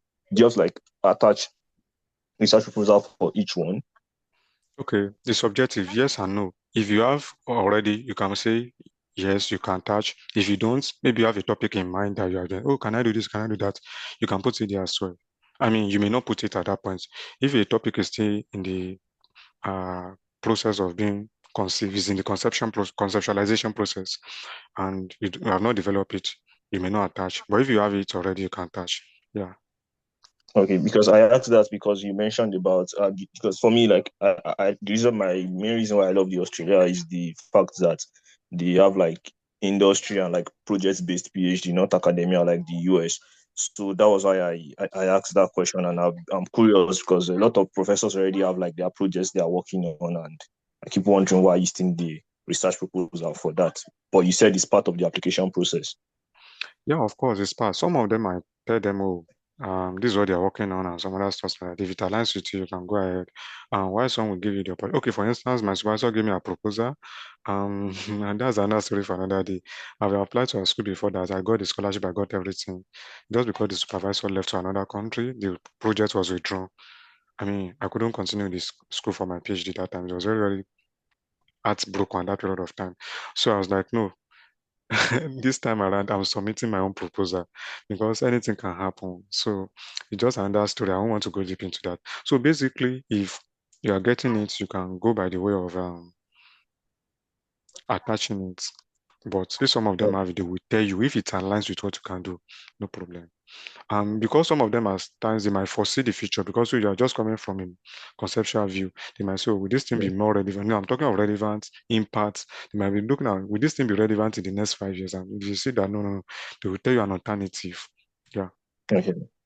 Okay. Thank you very much for that. Sorry, I just have like three more, but I'll be very brief.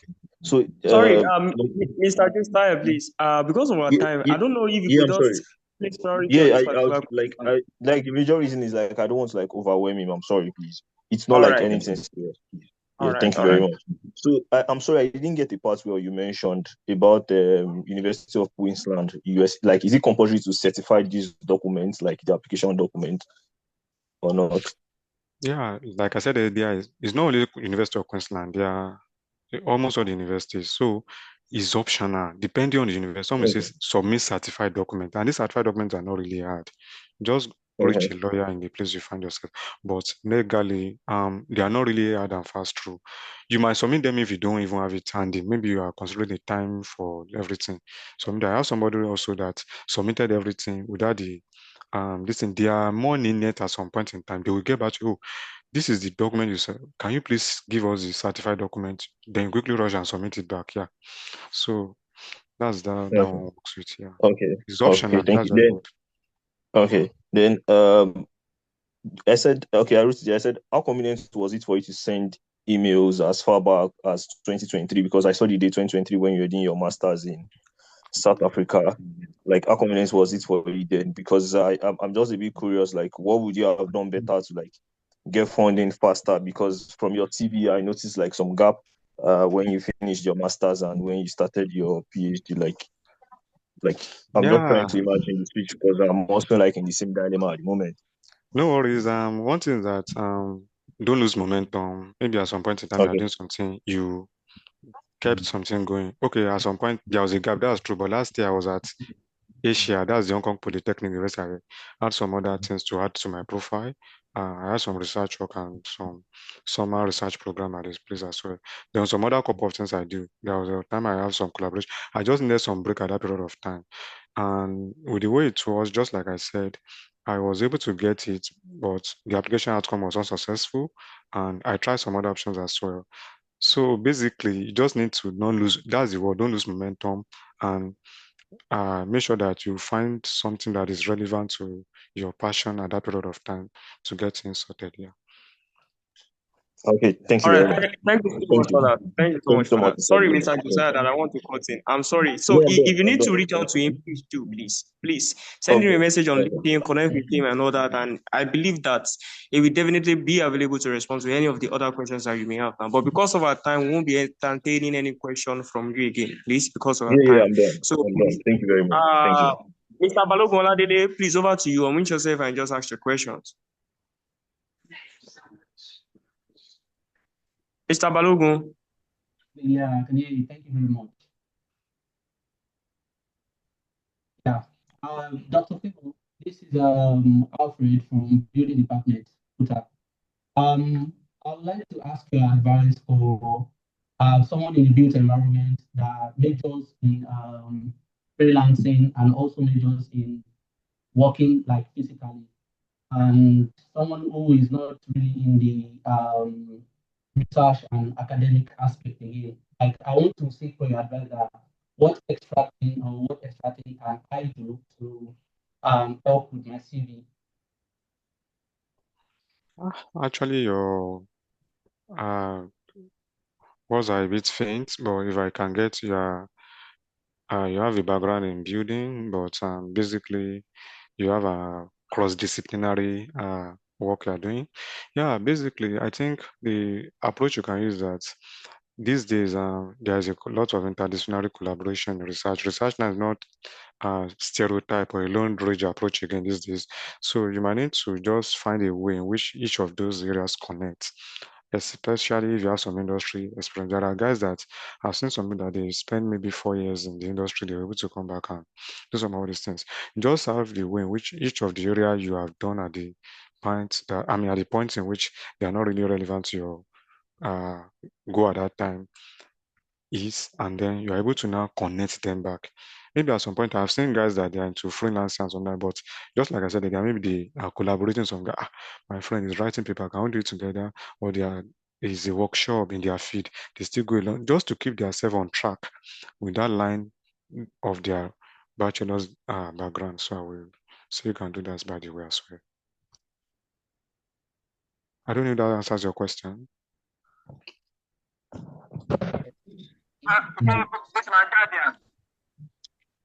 All Okay, right. next question, Thank you please. so much, Dr. Favor, for that. All right. So, Mr. David, please over to you, please. Yeah, thank you. I don't know if I'm audible. Thank you, You are. Dr. Favor. I want to quickly ask concerning the research proposal. I noticed you had. Okay, I want to confirm, how were you able to come up with a detailed timeline? One. Secondly, I'm currently writing one for to reach out to a professor. I'm trying to apply for this Government of Ireland postgraduate scholarship, and I have something. I think this was also from my bachelor degrees work in solar energy, and so I'm trying to come up with a research proposal which I'm trying, but I can't say it's a complete work. So, one, I don't know if you you can help me do some review on it. Two, how did you leverage on AI?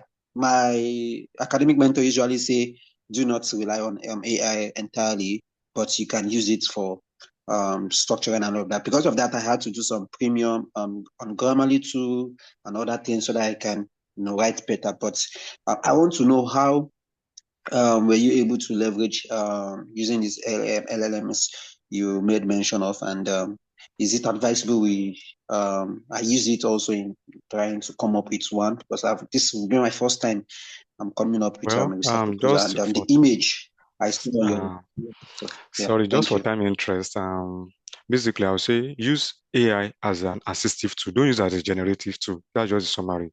As an assistive. Yeah, you might need some conceptual ideas. Use AI as an assistive tool, but don't use it as something. Then some other way, there are ways in which you can develop yourself. I mean, there are ways in which you spend your time to improve your grammar. You can read newspaper columns. You can listen to TED Talks. I do something that is funny. mygo.com, I times when they are doing live scores, it's not that I want to watch the ball. I just love the way those commentators comment. I learn some words from there. Tech Talks, learn new words. Keep in touch with global trends. They help you in the long run. At times, watching some YouTube channels that channel towards improving your competencies can be something better to do at this time. At least they improve your level of thinking and communication and some other stuff like that. So basically, I will argue that you use AI as an assistive tool, but don't use it as a general, because they make mistakes. And if you know there's a way AI writes, and these professors know a good number of them. So you can use it to align your thoughts. Then maybe at some point, some things that some people do is that they change the grammar, they use for some synonyms and some other stuff in there. Then for the issue of timeline, just like I said, it's not set in stone. It's just a way. Maybe because I did some master's research, this thing at times, maybe when you're doing some modeling, it can take 3 months. And I need to clean up some data, some more writing, depending on how fast you can write some other things. But if you look at the details, maybe a bit challenging. You can use Gantt charts. Gantt chart is just very simple. Then at some point, I've seen somebody that did the research proposal, the timeline just said, with the previous experiences I have, just a simple statement, with the previous experience I have, I believe I'll be able to finish within 36 months. That's all. That's the timeline the person puts. So you just have to be dynamic and innovative in those approach. I don't know if that answers your question. Thank you so much. And the last one will be able to help me review. Oh, review? Yeah, well, how we say you can drop on my LinkedIn, as the case may be. Try as much as possible to introduce yourself. I will try during my schedule. I know my schedule is tight, to be very honest, but I will still try to see what I can do. or perhaps I can recommend you to somebody, I mean to some that might be in your area if I'm not the best fit at that period of time. Yeah, thank you. Sorry, by way of question and answer again, somebody has, you need English test, like I mentioned, maybe that person joined later. I mean, lately, the English test you might not need at a point is subjective. If there are days that they list the countries, and luckily Nigeria might be some of all these countries. I've seen some countries that they waive English tests for Nigerians. And some point they will say, oh, if you finish your bachelor's at English speaking university, put it there. But you just need an evidence base. And this thing, I told you my case, I didn't apply for an English. I didn't do IELTS, I didn't do GRE, I didn't do TOEFL, I didn't do any of those things. Not that I'm saying it's not good to do, you do it with your chances, but basically I use evidence-based thing and it has always worked for me. So, but it's not a set in stone. If you have it already, it's a plus. And if you don't have it, please try as much as possible to reach out to your universities and get the details from them. Somebody asked how is life in Australia. Yeah, there are challenges and drawbacks. And one of them is the time zone. As I'm talking to you now, it's 6:02 Sunday morning, Australian Eastern Standard Time. So basically, that's a long way to go. And then there are also areas in which you might want to look at communication back with your people. Also, maybe at a point in time, you may also find maybe settling can be challenging in terms of seeing some people that you have not seen before. I remember when I was at my connecting flight at Qatar, when I was at the one taking me to Australia, all of them are white. I sent it to my younger brother. He said, don't worry, you can do it then because of that exposure. The another thing is that at a point in time, it can be mentally tasking, considering very far that it's a PhD process. So one thing I usually tell people is that you have people that you can talk with, you have support system in your religious organizations or friends to navigate to it. Another thing is that maybe the weather, just like I said earlier, is different from the entire parts of the world. Some parts of Australia are a bit colder and colder at a point in time. Then maybe some culture and some other stuff, and weather adjustments. And yeah, there are nothing too much to worry about. Like I said earlier, it's relatively safe. Some hours ago, I was in school, 11:27 p.m. I just left school. I got home almost 12 a.m. in the midnight. There's nothing to worry about. And then it's a very large country. You might need to consider where you go at a point in time. It's the sixth largest country in the world by landmass. So you might need to consider at times areas you might want to move to. So we have alumni and communication. There's nothing to worry about because you have a lot of Nigerian cities. I mean, not only Nigerians alone, you have a lot of, I mean, how do I put it now? People you can interact with, Nigerian, Kenya, Ghana. I have a good number of them, Congolese, I have Zambia, Zimbabwe, South Africa, a good number of them. And even before that, there's a means in which you can improve your thinking. I got here, I wasn't intimidated. A good number of my friends now, they are foreigners. So, I mean, from Asia and from, they can easily get back to me. Once they see value in you, there's nothing to be fearful about. So that's another thing again. Then maybe cost of living at a point in time, you might need to cut your quota. I don't get. Yeah, the general scholarship is very well, but if you are aware you are not frugal in your approach, you might just let everything's off. And then, yeah, so housing and some of all those things can also be a challenge. Then, yeah, those are just a bit some of the challenges I can say from that angle. Then, I don't know some other question that somebody said. Okay. Somebody else is in network engineering, but working as a network, I mean, chemical engineering. Just align your question with the other one I said earlier. The other one I said earlier, like what's it called?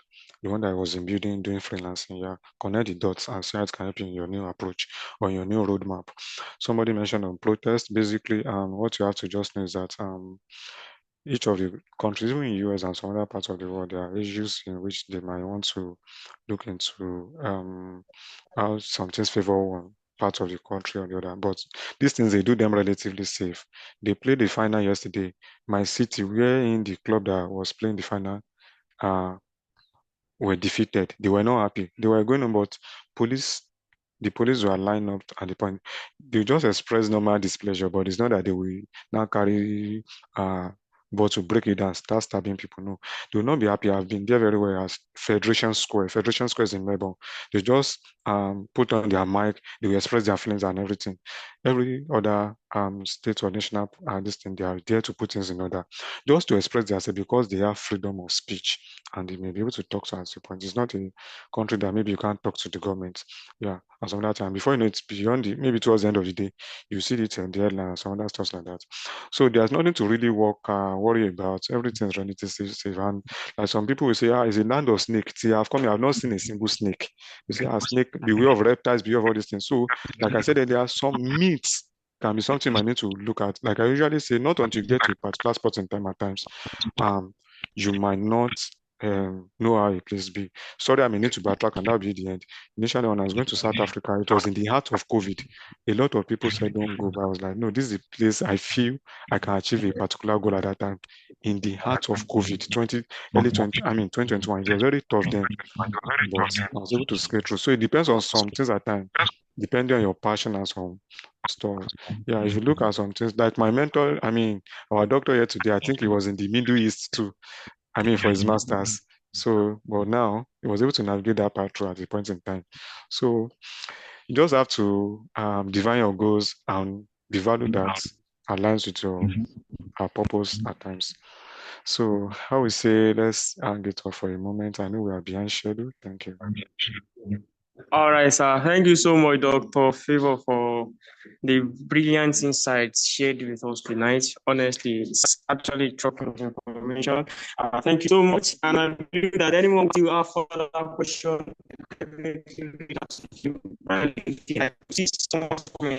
send a connection request.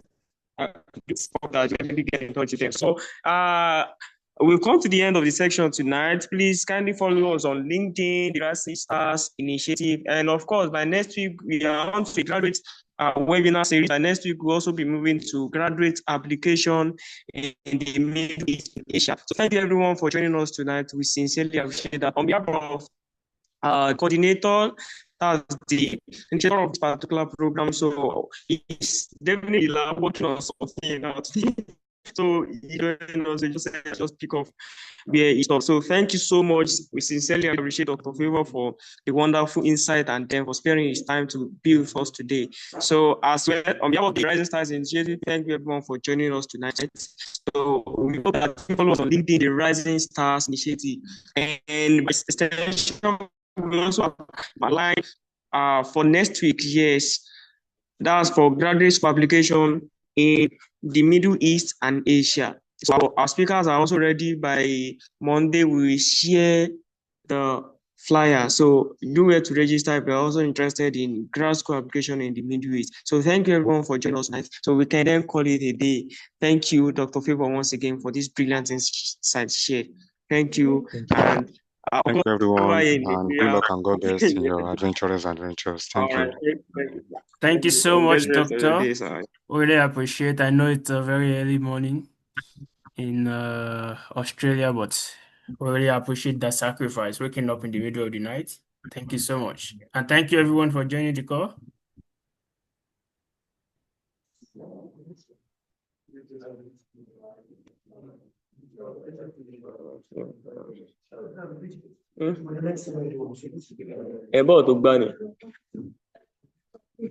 Have you done? Why are you all standing up? I don't understand.